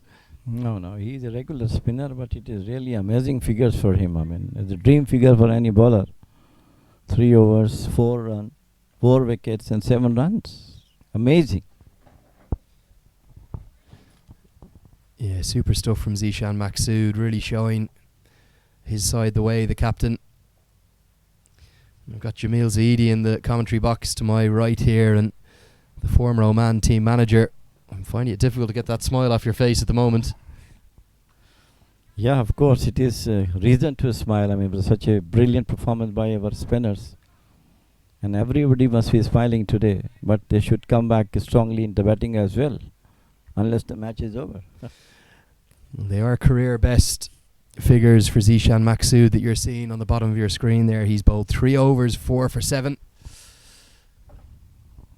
Before today, the best he'd ever had was a 3-fer. And it's left to the Dutch number 10 and 11 to try and claw this innings up to 100. Moments ago, they were 71 for 2 and in cruise control, but how fickle a game T20 cricket is. And that's going to end the innings with the most brilliant googly. Goes straight through the defence of Brandon Glover, takes off the leg bail. And what we've seen over the course of the last 5 overs is one of the great partnership spells of T20 bowling. 8 wickets between them. I'm going to show you the replay here. He's done them all ends up with the googly. It wasn't picked, and it's gone on to hit leg stump. And the last wicket is gone for the Netherlands. They've lost 8 wickets for 23 runs in one of the most remarkable spells of T20 cricket I've ever seen. Yes, it is a dream bowling from both these spinners for Oman. And really, I have not seen, I've been the manager for 7 years, never ever seen such a class bowling from the spinners for Oman. 8 wickets in a span of 5 overs. 3 to Khawar Ali, 4 to Khawar Ali, and 4 to Zishan Maksud. What a performance from this Oman national team. They are achieving landmarks day by day for Oman. What a performance. That's the batting card. The Netherlands have been routed here for 94 all out after Max O'Dowd's top score of 24, 19 for Tony Style, 15 for Colin Ackerman. And with the exception of 13 for Scott Edwards, the rest of the card reads 2-0, 0-5-3-0. So superb stuff from the Omani bowlers. The home bowlers, they got it right. And the two who got it so right after the initial breakthroughs from Mohammad Nadeem and Amir Kaleem were Kawar Ali and Zishan Maksud. Between the pair of them in 6.3 overs, they've got 8 for 23. A day to remember for all Oman fans. Absolutely, yes. The disaster for Netherlands started from the outstanding bowling from Mohammad Nadeem, who bowled superbly in his 2 overs, and then later on Khawar Ali and Zishan Maksud finish off the entire Netherlands batting. Khawar Ali exceptionally well, getting first hat-trick for Oman in international T20 or ODI, whatever it is. It's first achievement from him. And then Zishan Maksud with the slow left-arm spinners got 4 wickets. What an amazing figures he has got. 3 overs, 4 wickets of 7 runs.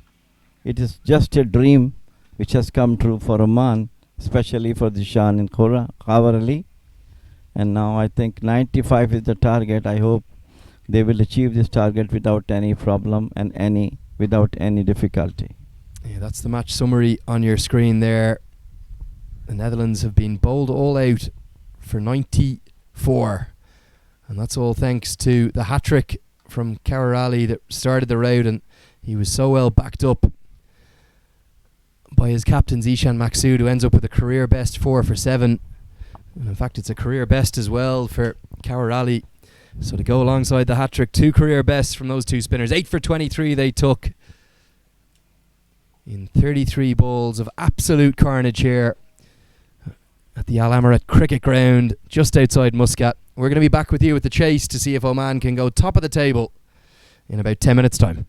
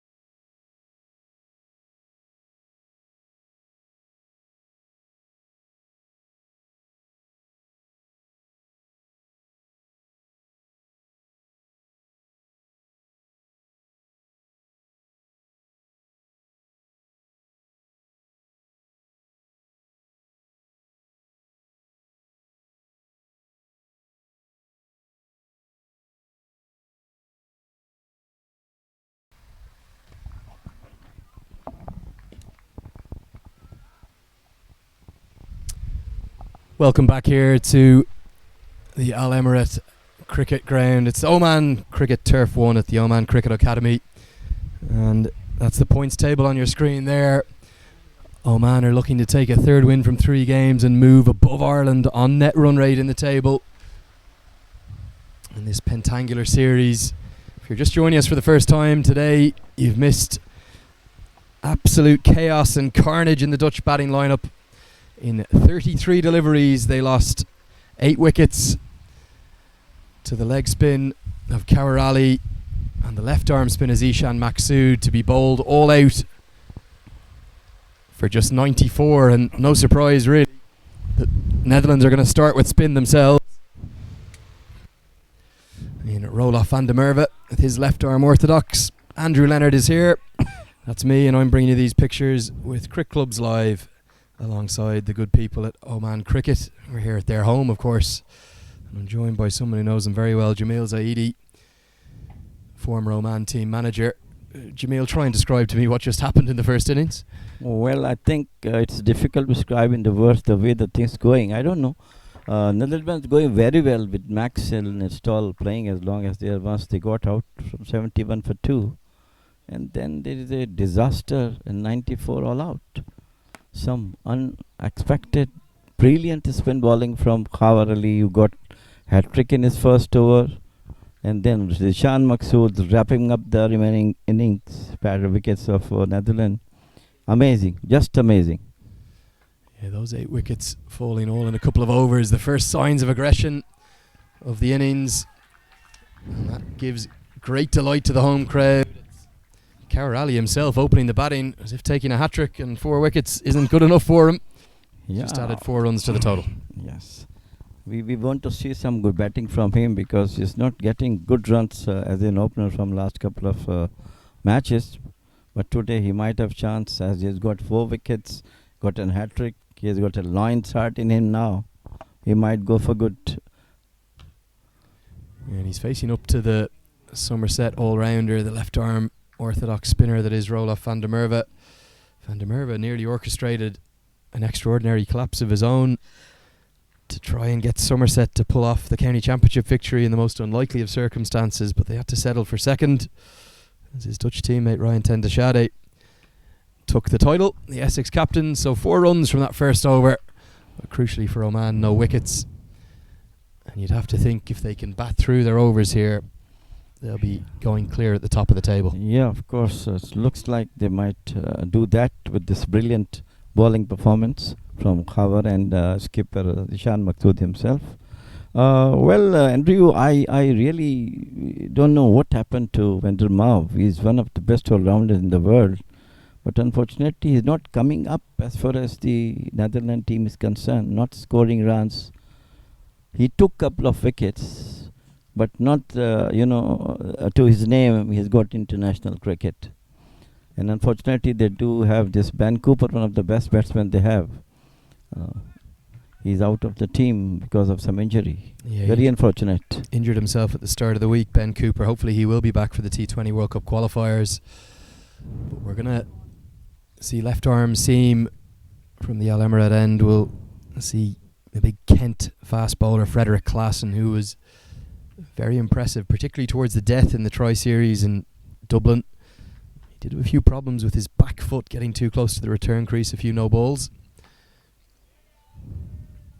but worked comfortably off the hip of Aki Bilias, who's opening the batting here alongside Kawar Ali. Oman just seem to go from strength to strength at the moment. Yeah, absolutely. As I told you earlier, that right from Division 5 we have got the ODI status, and from last 3 outings we are coming winners on the top of the league. WSL 4, 3, 2, and then got that ODI status. Heaved into the sky. Could this be the first wicket? Because it's going to go straight to third man, who drops the catch, much to the delight of the large Omani home crowd behind him. And Tony Stahl really should have taken that. It skewed off the outside edge to Kawar Ali. Here's the replay. He was looking to hammer it down the ground, but third man made good ground in towards the ball. Should have taken the catch, but it burst through his hands. With a score of just 90 odd on the board, you can't afford to be doing that. Well, each and every wicket is very important for the Netherlands, and this is especially. And a player like Stoll, who is a very good batsman and a good feeder as well, he dropped that catch. I think it's almost had the ball in Zen and then slipped out. That looks to me from here. Yeah, should have held on to that. And Klassen, as most fast bowlers tend to be after they've had a catch dropped off their bowling, not a happy man. He digs in the short ball, but it was too short to Akib Ilyas, so signalled wide.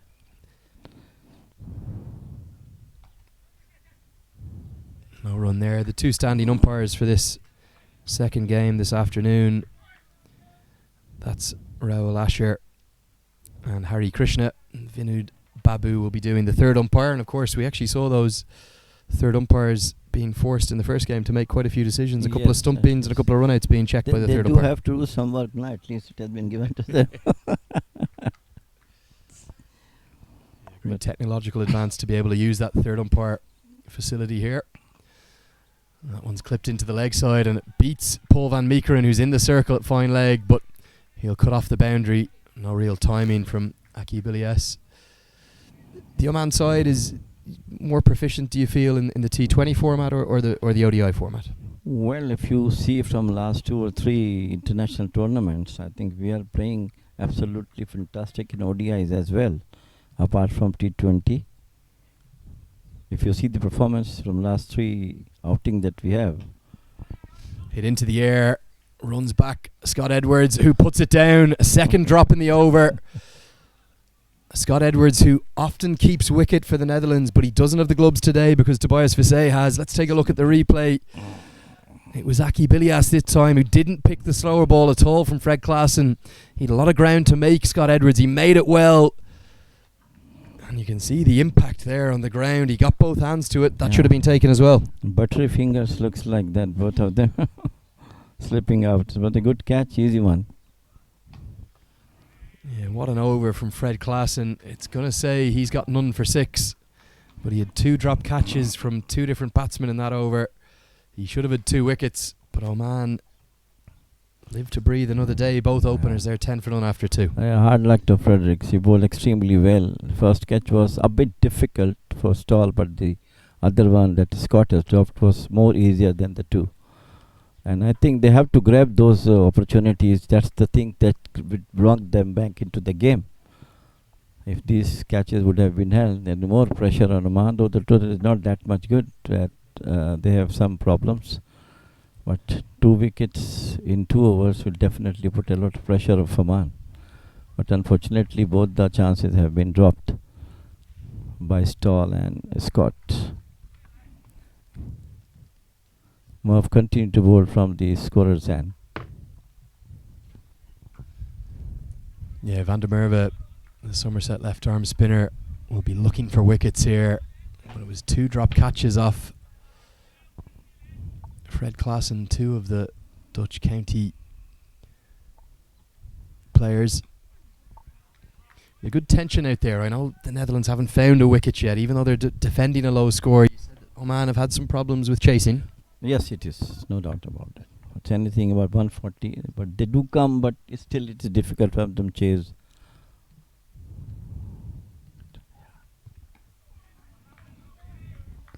And you've got to love Roelof van der Merwe. He's an all-action cricketer. Whether he's batting, bowling or fielding, he's constantly up and about.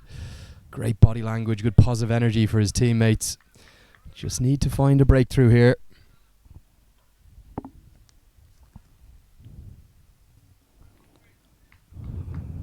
You can see at the bottom of your screen there that required run rate just less than 5 and over.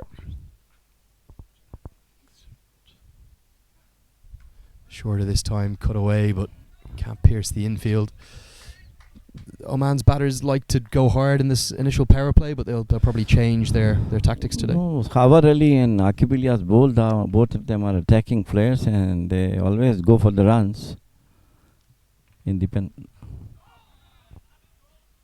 Really good intensity from the Dutch. I just wonder, did they get a little bit of a spray, a bit of a dressing down from their head coach Ryan Campbell after that batting effort? If you're just joining us, remember that they lost 8 wickets in 33 deliveries for just 23 runs It was a collapse really of epic proportions, wasn't it? Yeah, of course. I think Netherlands will never go again. I hope that the way they have got out today, it was just crumbling like anything, one after another. And I have something, because like Ireland and Netherlands, they do have some internationally acclaimed players in them, and except for the Kevin O'Brien and Paul Sterling, they batted extremely well. And only Cooper from Netherlands have come up with some brilliant batting. Mark Waugh and others, I think they are not coming up as per the expectation of their team. Yeah, Max O'Dowd's been in the runs, but that's the Omani card on your screen. You see lots of batting options throughout the card. We'll see Zishan Maqsood later on. Who else should we be looking out for here in the Oman batting 11? Khurram Nawaz is there also, one of the best batsmen we have. Mehran is a hard hitter. And then we do have Sayyid Amir Kaleem is also a very talented batsman. You see a change in bowling because after Fred Klassen's misfortune in his first over with the 2 drop catches, they're going to go to the Somerset speedster that is Paul van Meekeren, playing in a few of the T20 franchise leagues around the world in recent times as well, having had gigs in the GT20 in Canada and the Everest Premier League in Nepal. But he's going to need to try and make the breakthrough for the Netherlands here. Good pace Van Meekeren always generates. Well, he's a very good bowler. I think I've seen him bowling in all the matches. He's trying his best to get something out of this wicket, and got some wicket as well. But he's more accurate than any other bowler I've seen in the Netherlands side, with good pace as well.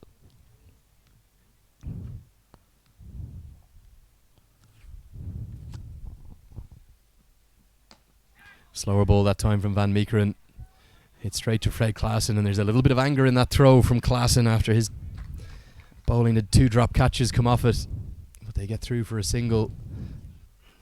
Kawar Ali, remember, he's just coming off a career best 4-wicket haul in T20 international cricket and a hat-trick. I think we're going to have to clip up that bit of video and maybe show it out to cricket fans across the world later on. He will keep this clip forever for his life, because it's something very rarely happen in international cricket, and once you have got that chance to get some records. Brilliant bowling from Paul van Meekeren, but so unlucky it comes off the inside edge, just as it looked destined to clean up Aki Bilias. Really good pace. Fortune for the Omani opener. Akib is the youngest player Omani team has got, about 24, 25 years of age. A very, very aggressive batsman he is, and played some gem of innings for Oman in the last ODIs against in Scotland and of course in Namibia for the Division 2. No ball called by a standing umpire, so we're going to see a free hit, and that's exactly what the Netherlands can't afford right now. This Dutch side is rocking.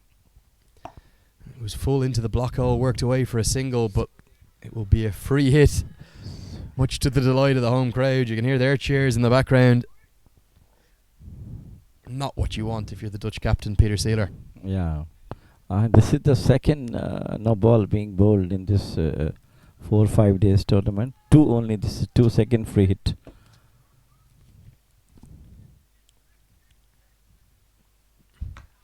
Hit into the leg side. It goes over the head of Peter Seeler, who's such a good fielder. He will cut off the boundary with some athletic work. He was right on the edge of the 30-yard circle. Because the batsman had crossed, he could reset his field, and the free hit will result in 2 runs.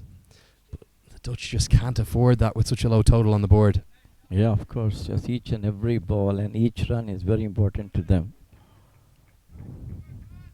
As much runs they will save, it will more put pressure on Oman. Though the total is not that much big, it's just 94 runs. Yeah, he's definitely causing problems with his pace. Yes. Would he be maybe one of the fastest bowlers you've seen on show this week? One of them, you can say. One of them. Bilal is also almost of the same speed we have.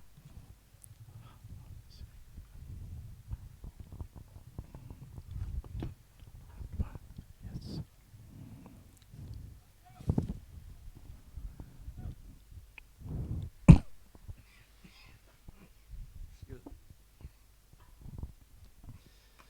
Change of pace again from Van Meekeren. Bowled into the pitch. And he's going to get out of that over with 6 runs coming from it alongside the 2-leg boys. So 8 to the total.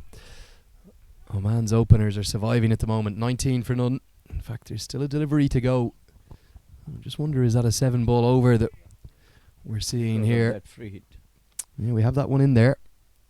But our scorers make that as over. I just wonder, are we seeing a 7th, an 8th delivery in this over, a 7th legal delivery? And it's going to be a wide, so we're going to see yet another delivery in this over. Things just not going the Netherlands' way at the moment. Yeah, Afghan, I think these drop catches, one on the other side is really the scorers, and the other second at the pavilion end was, of course, a very, very costly one that been dropped. But things looks good for Oman at the moment. 20 they have got in just 4 overs. 5th over is on the way. Yeah, just checking back on the scorecard there with Cricinfo and indeed us here at Crick Clubs, it was definitely a 7-ball over, so perhaps the no ball just causing a bit of confusion between the 2 standing umpires, the 2 local umpires here today.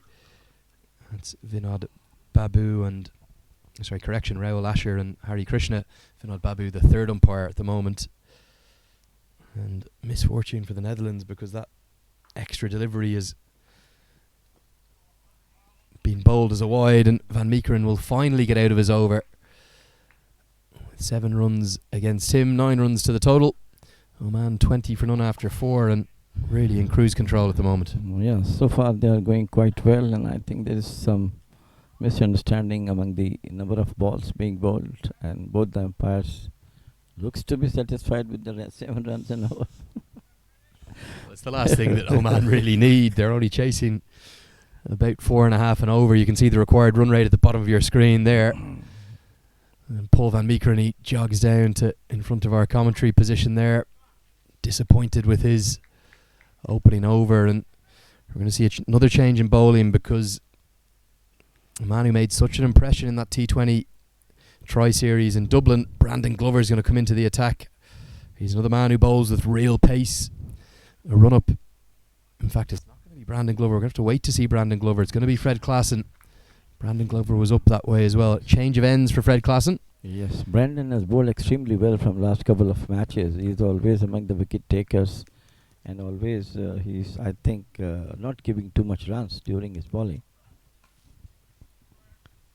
He's trying to bowl wicket to wicket and up to the batsman to play. Yeah, tends to bowl very full, Glover, bowling at a really good pace, but there are 3 quick bowlers of real note. Fred Klassen, Paul Van Meekeren and Brandon Glover. And bear in mind, you've got Tim van der Hoogten to come into the side as well. A Glamorgan all-rounder. What a shot that is. Gets down on one knee and dispatches it miles over the rope, much to the delight of the home crowd. It soars into the sky for 6, probably the biggest 6 of the day. Yes, of course. As I told you, this young boy, Aqib Ilyas, is a very, very aggressive player, and you can see the beautiful sweep he did it. It just really the longest 6 of the day. Lovely shot from him. Once he's get going, it's difficult for him to stop.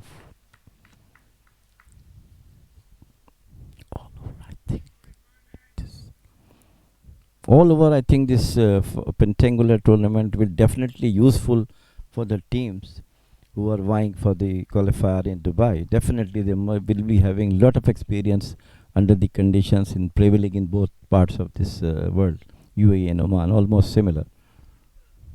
Fred Klassen comes around the wicket, but he's dispatched to the other side of the ground. This time it's going to be a 1-bounce 4.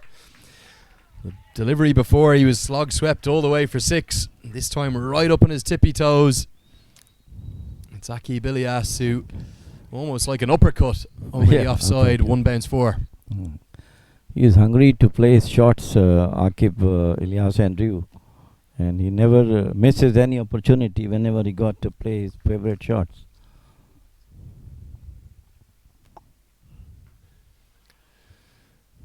Dug in by Fred Klassen into the pitch. Going to be off the toe end of the bat for a single. Just how costly were those 2 drop chances off Fred Klassen's opening over? Definitely, yes. the impact is very, very bad in the part of Netherlands, And if they would have those catches, definitely things would be slightly different, though. As I told you, the total is not that much huge to chase. But of course, 2 wickets down in 2 overs will definitely put pressure for the remaining Omani batsmen to come. Yeah, changing the field. Paul van Meekeren's going to come up into the circle with long on and deep square leg. The 2 men outside the circle. We'll go to that man at deep square leg. Karali fancies coming back for 2, and he will get there. A better throw right over the top might have made it close, but the throw was wide to the left of Tobias Visay, the Dutch keeper, and really everything going Oman's way at the moment. Khawa runs for his life in the second over. He was just struggling in the middle, but finally made it home.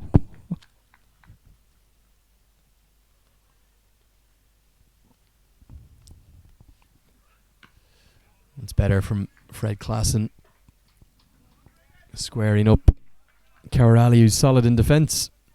So 13 runs coming from that over, an expensive one. And Oman well ahead of the rate now. They're 33 for none after 5. I just wonder if the Netherlands perhaps getting their tactics a little bit wrong. They do have other spinners to come in and bowl. Colin Ackerman with his off breaks. We don't have Philippe Boissevin, the young leg spinner, in the side today, but might see Maxwell O'Dowd bowl some spin, and of course Peter Seelar bowls left arm spin as well, but he's going to continue with pace for the moment. Peter Seelar, he's going to bring Brandon Glover into the attack for the first time. It's a mammoth task on now for the Dutch bowlers. Andrew, I think you will share with me now international cricket, any team who got out cheaply, so mostly they used to start with the spinners from both ends. Because with the new ball doesn't turn and it gets off the wicket, difficult batsman to hit. Yeah, there's that extra pace immediately of Brandon Glover. Thuds into the pad of Aki Bilias, just beaten for pace a little bit. He's so reminiscent of Dale Steyn, this Brandon Glover, isn't it? The whole way in his run up and his gather, and then even the wrist position right at the top of the delivery. Yeah. Real shades of the great South African fast bowler, Dale Steyn. He was terror for the batsman, Dan Steyn. Absolutely one of the best ever fast bowlers, with accuracy and speed. Pace again, hitting the bat hard, hitting right up towards the V of the bat. I suppose Oman will be thinking, as long as we can survive this spell from Glover, it doesn't matter if we're scoring runs or not. No, I think there are a lot of number of overs remaining and lot of batting to come from Oman. I think they have to take their chance, play coolly, and get through the total. You remember, this is a Dutch side who are one of the pre-tournament favourites for the T20 World Cup qualifier that starts in just over a week's time in the UAE. Hit into the offside, almost half a chance for Olaf van der Merwe. Aki Bilias doesn't want to just survive, he's happy to throw his hands through the ball, and he's going to get a boundary 4 on the offside. Smashed through the cover boundary by Aki Bilias. He's a lanky player, but such a power in his shots that difficult the fielders to try to get him on it. Just a nice little crowd you saw on your replay shot there is built up underneath the trees at all the benches right the way around the ground here. Slower ball that time from Glover. Just the change of pace, well kept out. Fantastic facilities we have here at the Oman Cricket Academy. 2 ovals, indoor nets, something like 10 or a dozen outdoor playing practice turf wickets as well. This is the real home and hub of Omani cricket. Yes, of course. All credit goes to the Oman Cricket Board for providing such international class facilities to Omani players and of course the international cricketers. You have seen the indoor stadium, it's absolutely fantastic, like you have ICC. Short ball from Glover is picked up really well by Aki Bilias, and that's pulled into the deep. It's going to be another boundary 4. Oman are making this chase start to look very simple indeed. They moved to 41 inside the power play, nearly halfway to that Dutch total already. Yeah, and Aki Bilias is just really looking at his best at the moment right now to me. can see Peter Seelar there in the ring at mid-wicket. He's just trying to get his team going. They were really G'd up at first when Roelof van der Merwe was opening the bowling with his spin. But another short ball, really unconventional hook shot. Max O'Dowd with the throw from the deep, but he'll get through for the single. That's going to end the power play. Oman right on top there, 42 for none. 42 for none. Just for the knowledge of the viewers who are watching this live streaming from Cricket Club from Oman Cricket Academy, these two grounds were built on totally mountainous, muddy area. It was a place where most of the rainwater comes. So all through things have been taken over. If you go and see the Oman cricket site, you will see the pictures of those grounds before this lovely, beautiful grounds are put it on by the Oman cricket. Yeah, the reason I've brought that worm up on the screen there, the run worm, is that remarkably, Oman and the Netherlands at almost the exact same point at the end of the power play. Dutch making 42 for 2 from there, 6 overs.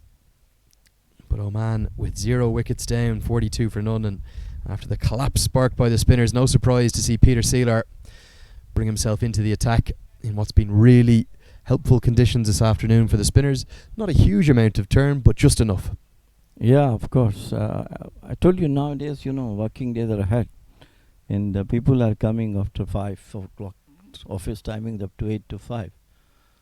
If you would have been here on Saturday and Sunday, it was too much crowd here. But hopefully tomorrow evening, I hope there will be a lot of crowd, both for Nepal as well as Oman also, because Nepal fans are always following their team. I remember we were in Bermuda and Rio, and there they too have so many people to come and watch the matches. Yeah, they always come out of the woodwork, support their team right away. Of course, absolutely. Yeah.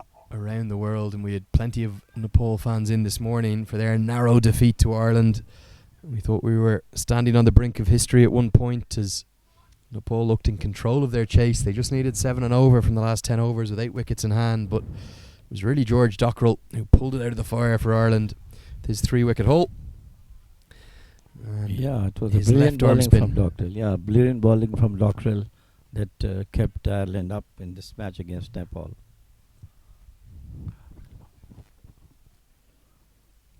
So they're approaching the halfway point in terms of the runs required from this chase already. Looks for the reverse sweep, big appeal. Only interest from Peter Seelar, nothing from behind the stumps from Tobias Visay. We'll take a look at the replay, perhaps some bat involved. Yeah, seems to be. Because of the half-hearted appeal from the bowlers as well. Yeah, it did look pretty adjacent. Scott Edwards makes half a stop, allowing them to get through for the single. Paul van Meekeren will mop up. So the end of a good tight over from Peter Seelar. Just 4 singles from it, but still no wickets for the Netherlands. They're desperately looking for a wicket to start at least some consolation for them to get through this game. So far, unfortunate not to have those 2 chances that was dropped in the early part of the game. Yeah, those 2 drop chances coming in the second over of the match. Roelof van der Merwe opened up, but then Fred Klassen came from the Amerat end, and he created 2 chances. The first one put down by Tony Stahl, and the second one put down by Scott Edwards. Defending such a low total with just 94 on the board, you cannot afford to be putting down catches. So Peter Seelar is going to go back to his main man, Roelof van der Merwe. Bowled 2 tight overs at the top of the innings, but he's going to have a change of ends to the Amerat end. But these preparations for the Netherlands, they're not going the way that they would have wanted. Ben Cooper having an injury, no signs yet of Ryan Tendashade after his efforts with Essex during the season. We'll probably see him next week in Dubai. I think, yeah. But not the preps that the Dutch would have wanted. Yeah, unfortunate. They are very unfortunate that they lose the services of Ben Cooper, one of the best batsmen. And in the very first match, he scored 65 brilliant runs. He was just standing and playing his shots. Very unfortunate that he got injured and it's not part of a Netherlands team. But I think they have rightly decided to give him rest because the more important tournament is ahead of in the next week.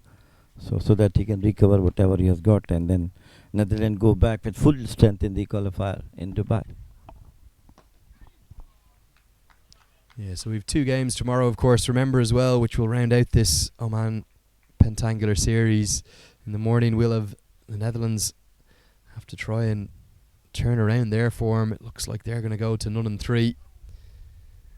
They'll be taking on Hong Kong, who are also winless, so the battle to avoid the wooden spoon there could be tomorrow morning before the one that will decide the winners, and Oman really in pole position. They'll be taking on Nepal.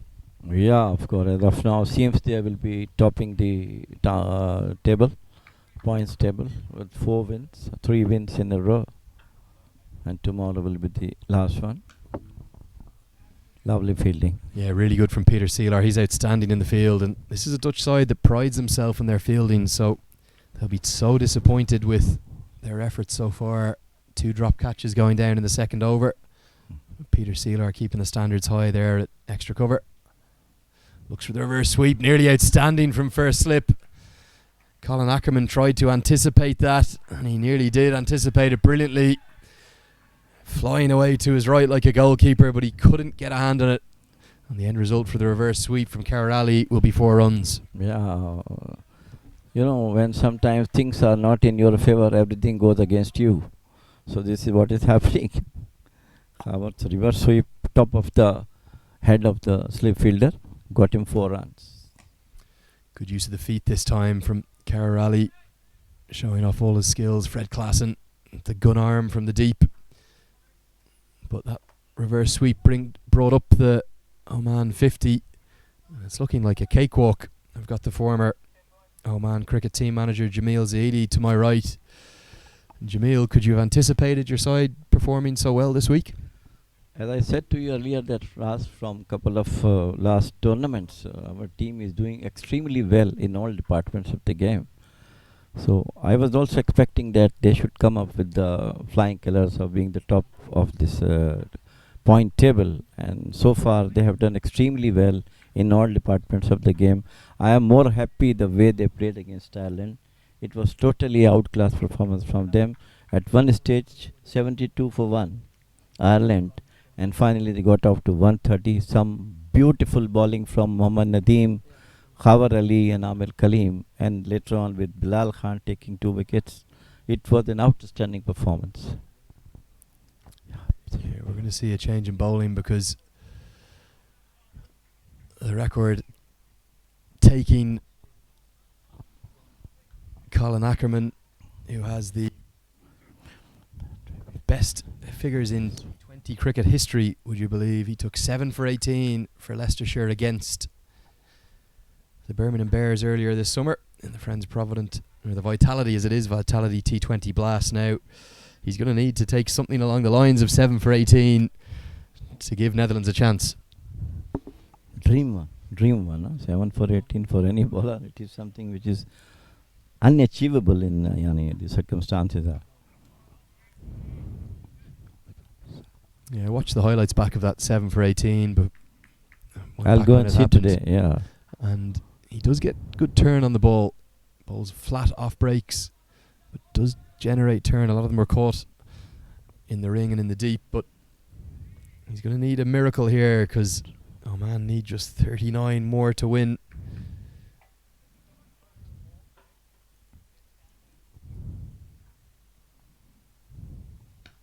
Powered down the ground. lovely shot. Glorious shot. It's going to sail all the way into that vacant benches for 6. All the crowd over there are taking the shelter from the sun. If they were on the benches, they could have been in for a crowd catch. 6 more to the total. And Aki Bilias starting to show why he's the dominant opening partner for Oman. He is a classy player, as I said to you earlier. And he never stops himself playing his favourite shots. Wherever he got chance, he's going to play his shots. A very, very young upcoming cricketer for Oman, and has done wonders for Oman so far. In all the matches, international matches, ODIs, he has played superb. Yeah, so that ends Colin Ackerman's first over. 10 runs coming from it. As we just get the graphics to catch up at the bottom of the screen. 63 for none after 9 overs. Oman well on course for what would be one of their most comprehensive international victories of all time. Yes. And I want to ask you one thing. What do you think about the qualifier in Dubai? 14 teams are there. Whom you believe that 4 or 5 top teams will come up? Because it's a fierce competition. Yeah, fierce competition. 6 sides will qualify over the coming weeks in the UAE. The brilliant facilities and grounds there in Abu Dhabi and Dubai that will be used. I do think Scotland will probably be the favourites for the entire tournament. They've been really dominant in recent years at the associate level. But this new young side that Ireland have, and with the form that Oman have, I think they'd be the 3 that would be locked in for qualifying. It would be a big surprise if any of Oman, Netherlands or Scotland, Oman, Ireland or Scotland missed out. Netherlands are going to have to get through this little difficult patch they're in, but you'd have to expect them to probably take a qualification place. Remember, it was Scotland and the Netherlands that shared the title 4 years ago. And then we're going to have a dogfight for the other spots. The likes of the UAE, the hosts, always a good bet in home internationals, in home conditions.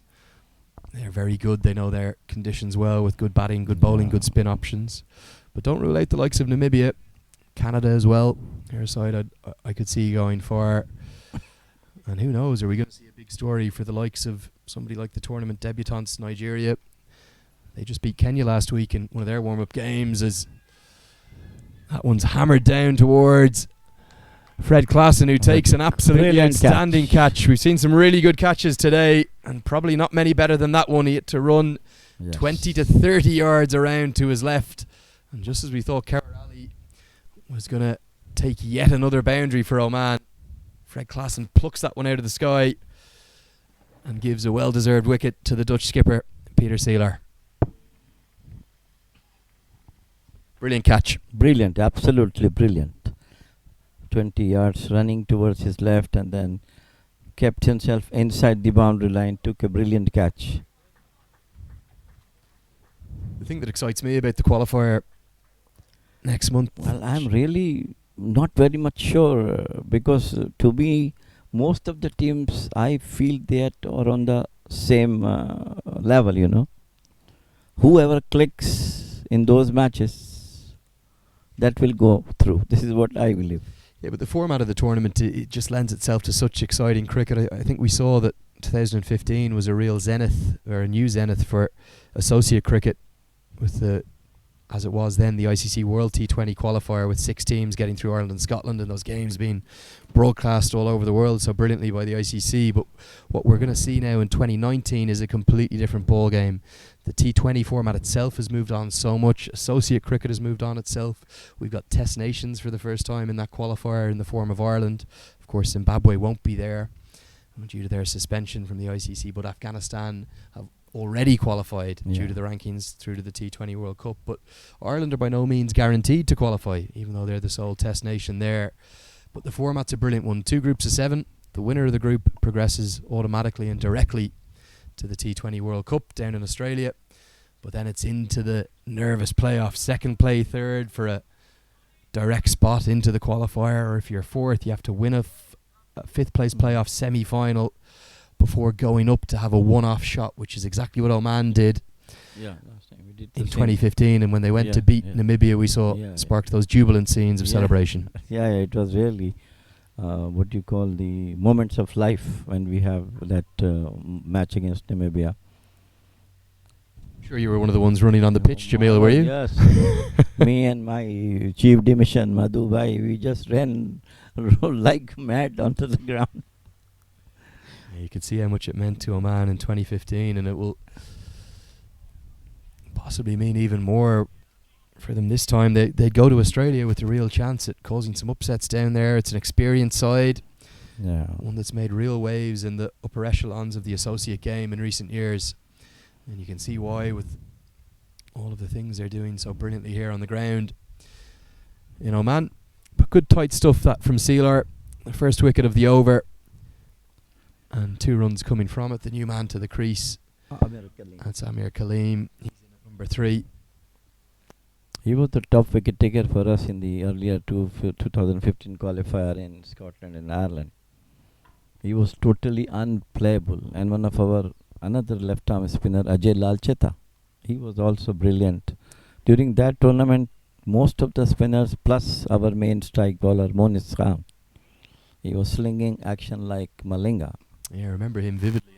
Pumping up the air with great celebrations as well. Both those players retired now, or? Yeah, not retired. They are playing cricket, but not, fitness level and performance in the domestic season. It's not that much good that they will be taken back into the game.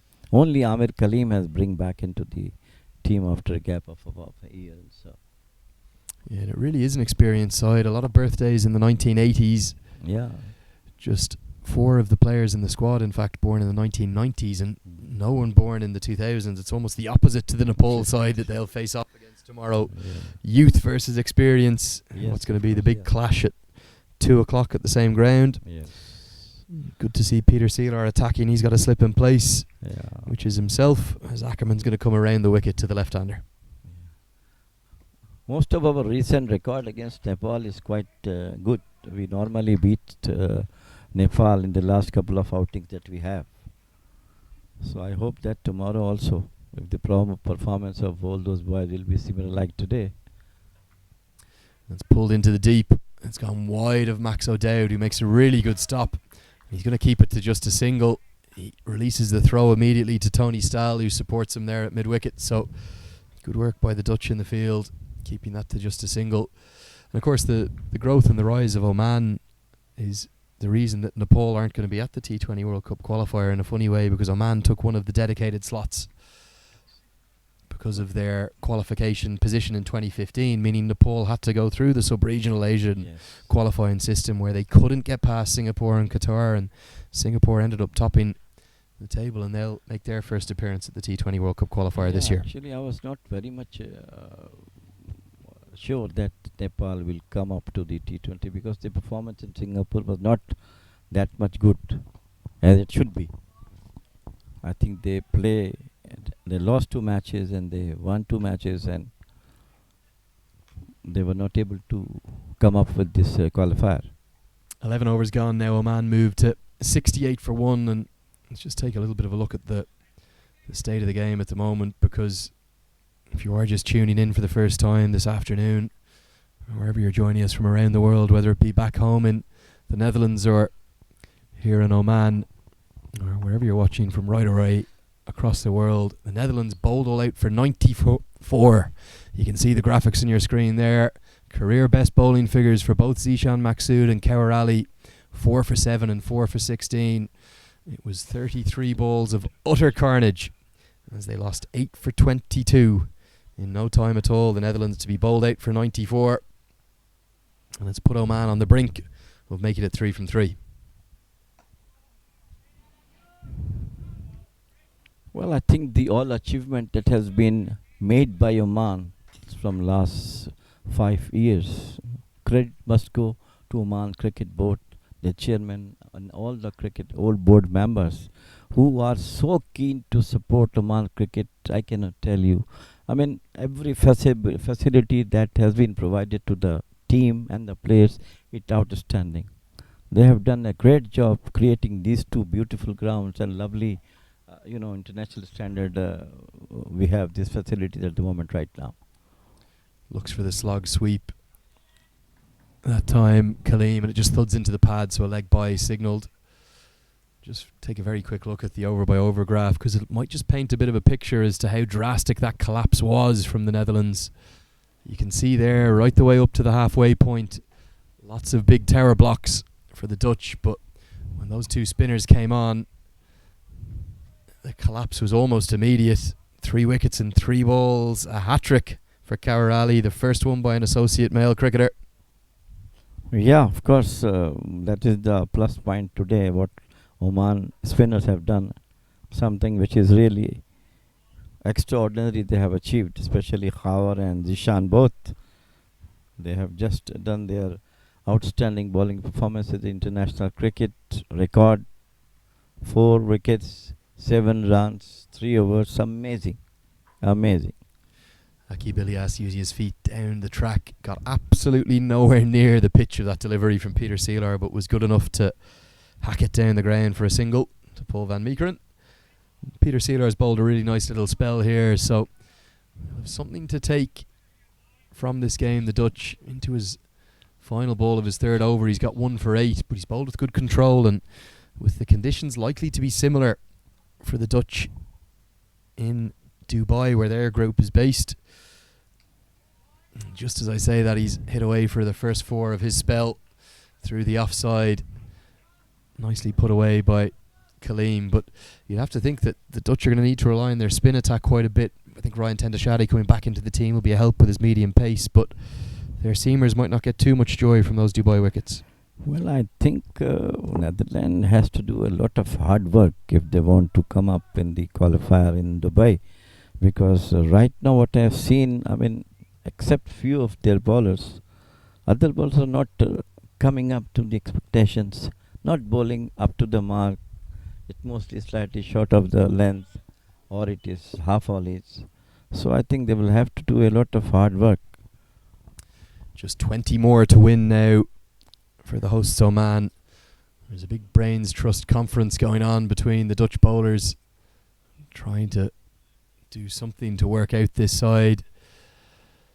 You can see the points table there. Ireland are on top, but they're not going to be on top for much longer, because not only do Oman look like they're going to win this game, but they'll get a really significant net run rate boost as well, which will put them into almost an impenetrable position coming up against Nepal tomorrow. So even if Nepal win that match, you'd have to think, unless it's a real thrashing from Nepal, that the title will be going the way of the hosts to Oman.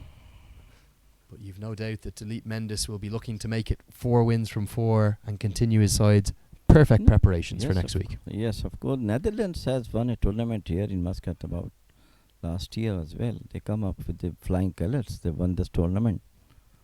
But this time I think the performance is not up to mark, if you ask me. Paul van Meekeren back into the attack from the Muscat end. Struggled a little bit in his first over. It was the over that we suspect was probably a 7-ball over, called by the standing umpires. He also had a no ball.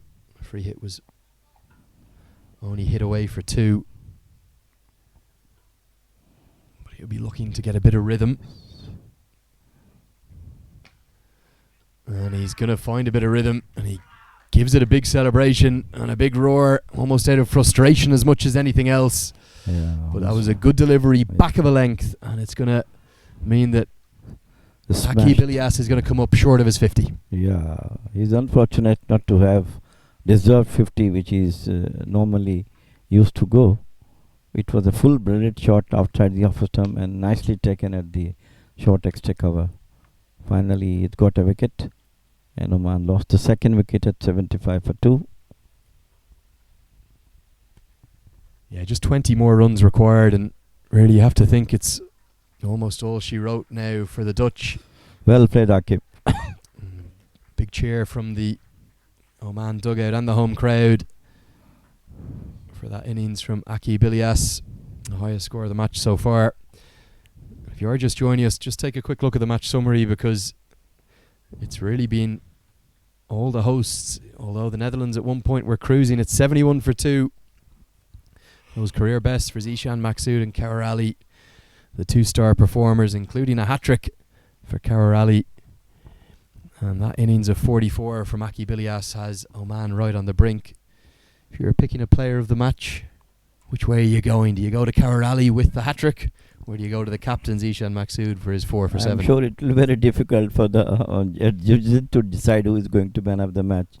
But what I believe that Kaur Ali should get, because of that hat-trick, things goes back in the favour of Oman. And of course, those 3 wickets coming in the first 3 balls of his spell. The first time that's ever been done in a T20 international of any kind. New batsman. Suraj. Yeah, the new batsman to the crease Wicket is keeper. Suraj Kumar, the keeper. And he runs that off the face of the bat. He's off the mark straight away. Nice to see a good crowd in, but remember, if you are here in Muscat and you're tuning in and watching, do come on down tomorrow. 2 games, the first one at 9:30 a.m. Free admission, of course. And the second game at 2 p.m, which will decide the winner this week. Will it be the hosts Oman, who are in a very dominant position at the moment, or could it be Ireland, or even maybe Nepal? 3 sides still in with a chance of taking the title.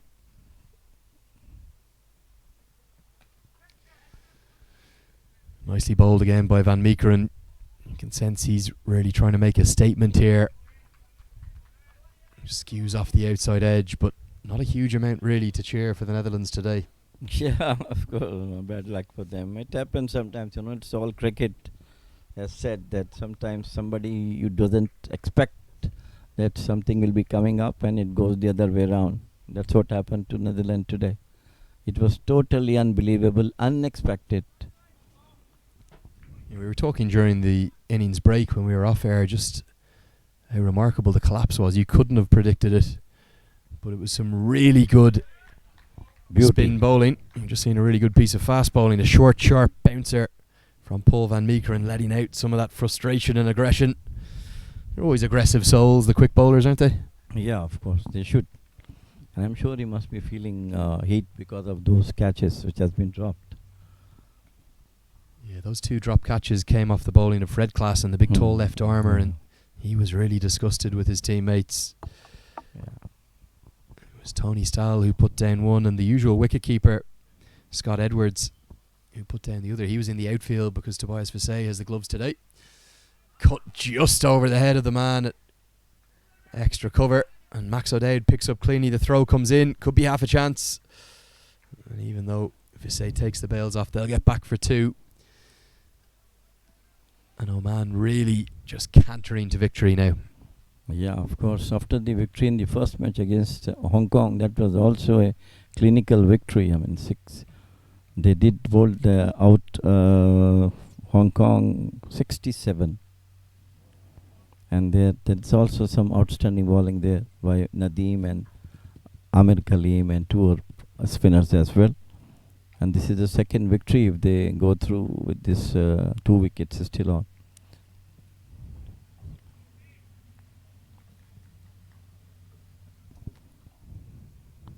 Yeah, Peter Seelar is going to take himself out of the attack. I suspect really just trying to get a few more overs into his quick bowler's legs at this point. The game is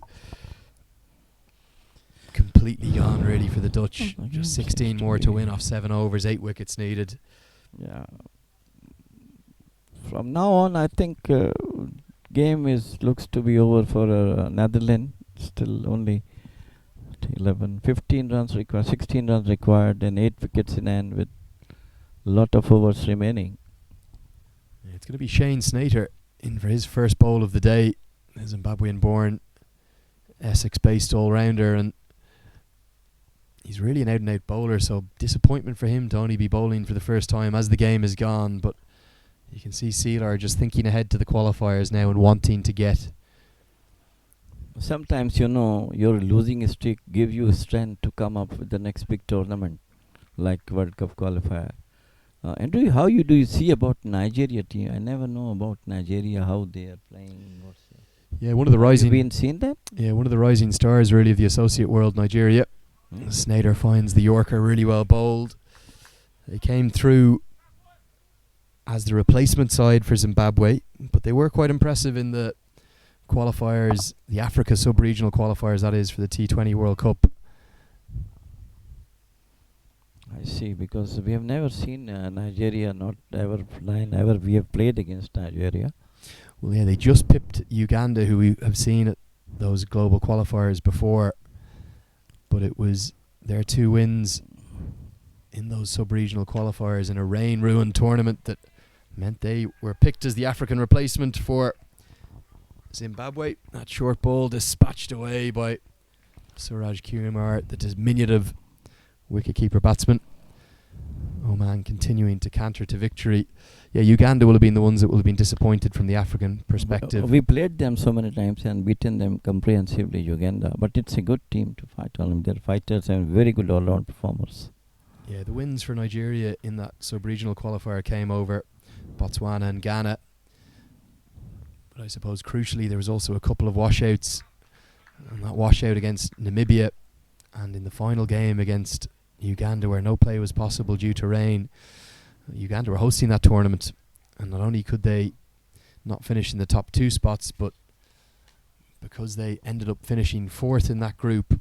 The 2 automatic qualifiers were Namibia and Kenya, and then due to Zimbabwe's ongoing troubles, Nigeria have come in as the replacement. That I know. But I don't know about the strength of Nigerian team. Yeah, no, they're one of the rising stars, obviously a very populous country. Football being the national sport there, really. Driven down the ground, Kumar wants a single. Nicely fielded by Paul van Meekeren. Keep it to just 1 run. But yeah, real growth in the game there, and the recent efforts from the ICC development team. A big focus on Nigeria. And of course Kenya's the former rising stars that were Kenya. Sad story really what's happened Yes, absolutely. to Kenya, former World Cup semi-finalists all the way back in 2003. But they'll be looking to get back to the world stage by taking one of the 6 qualification spots, and perhaps they'll go into the tournament slightly underrated. They've had a difficult 4 or 5 years, both on the pitch and administratively. As this one's skewed into the offside, going to be a chance for Paul van Meekeren. He can't get a hand to it. Things just not going the Dutch way today. And that's the end of the 14th over. We'll take a look at the replay. It was almost half a chance for van Meekeren. He sprinted round to his right. Looked to me like it was a slower ball from Shane Snyder. It was the off cutter. You could see it completely skew the timing of Amir Kaleem, but Paul van Meekeren just couldn't get underneath it. Yeah, it's going to be a really exciting 3 or 4 weeks of cricket. Many of the games broadcast all the way around the world, whether that be on Star Sports in the subcontinent, or you probably get it on something like OSN here in the Middle East. Okay. Are they going to telecast live every match or couple of matches? I think over 20 matches will be telecast, something in the region together.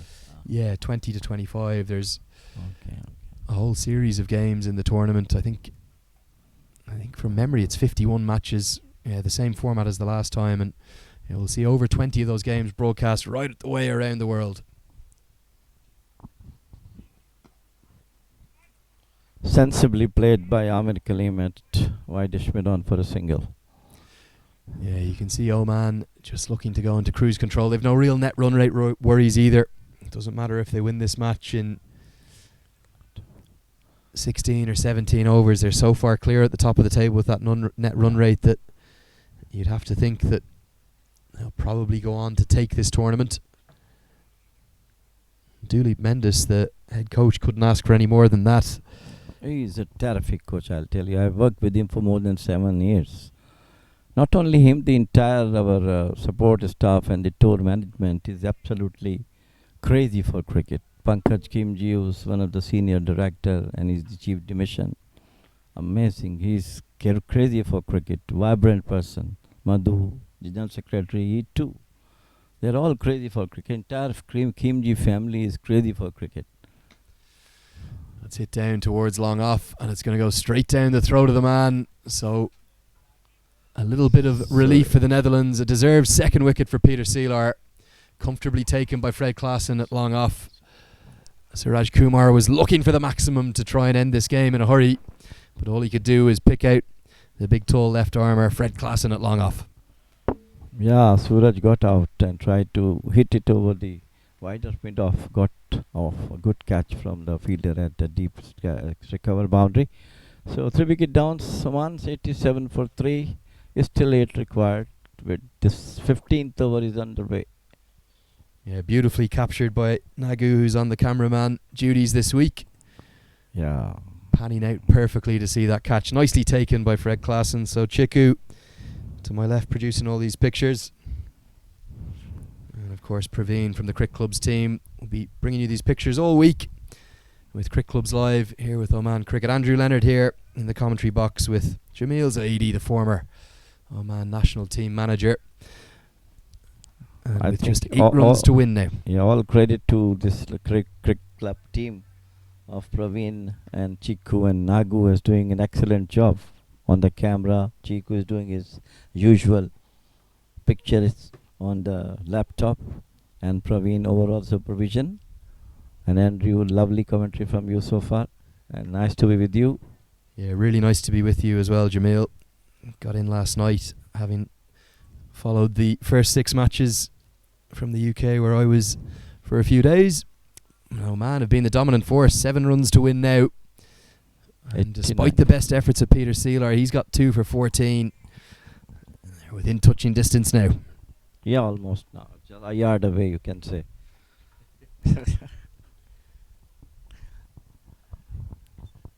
Quicker outside the off stump from Seelar. Looked like an arm ball just skidding on. And Amir Kaleem hasn't looked in the greatest touch, the left-hander. Such an elegant batsman, usually. But I'll tell you one thing, the innings he played against Ireland was exceptional. Pulled into the deep, going to be a chance, but it's going to sail over his head, and that's going to bring the scores to tie. Just as I said, he wasn't in the greatest touch. Seelar drags one down to end his spell and ruin his figures a little bit. He's going to finish with 2 for 20. He might have heard you saying that he's not doing it. Immediately he did what he did against Ireland. 45 run the score. Absolute brilliant batting from him. And of course the Jatinder opening batsman, he scored 40. Yeah, he picked up that length really quickly. It was dragged down by Peter Seelar. Maybe disappointed with that because he's bowled so nicely, but the scores are now tied, and Peter Seelar, the only Dutch bowler really to emerge with a huge amount of credit. 2 for 20 for him. He's going to toss the ball to Roelof van der Merwe, who has just one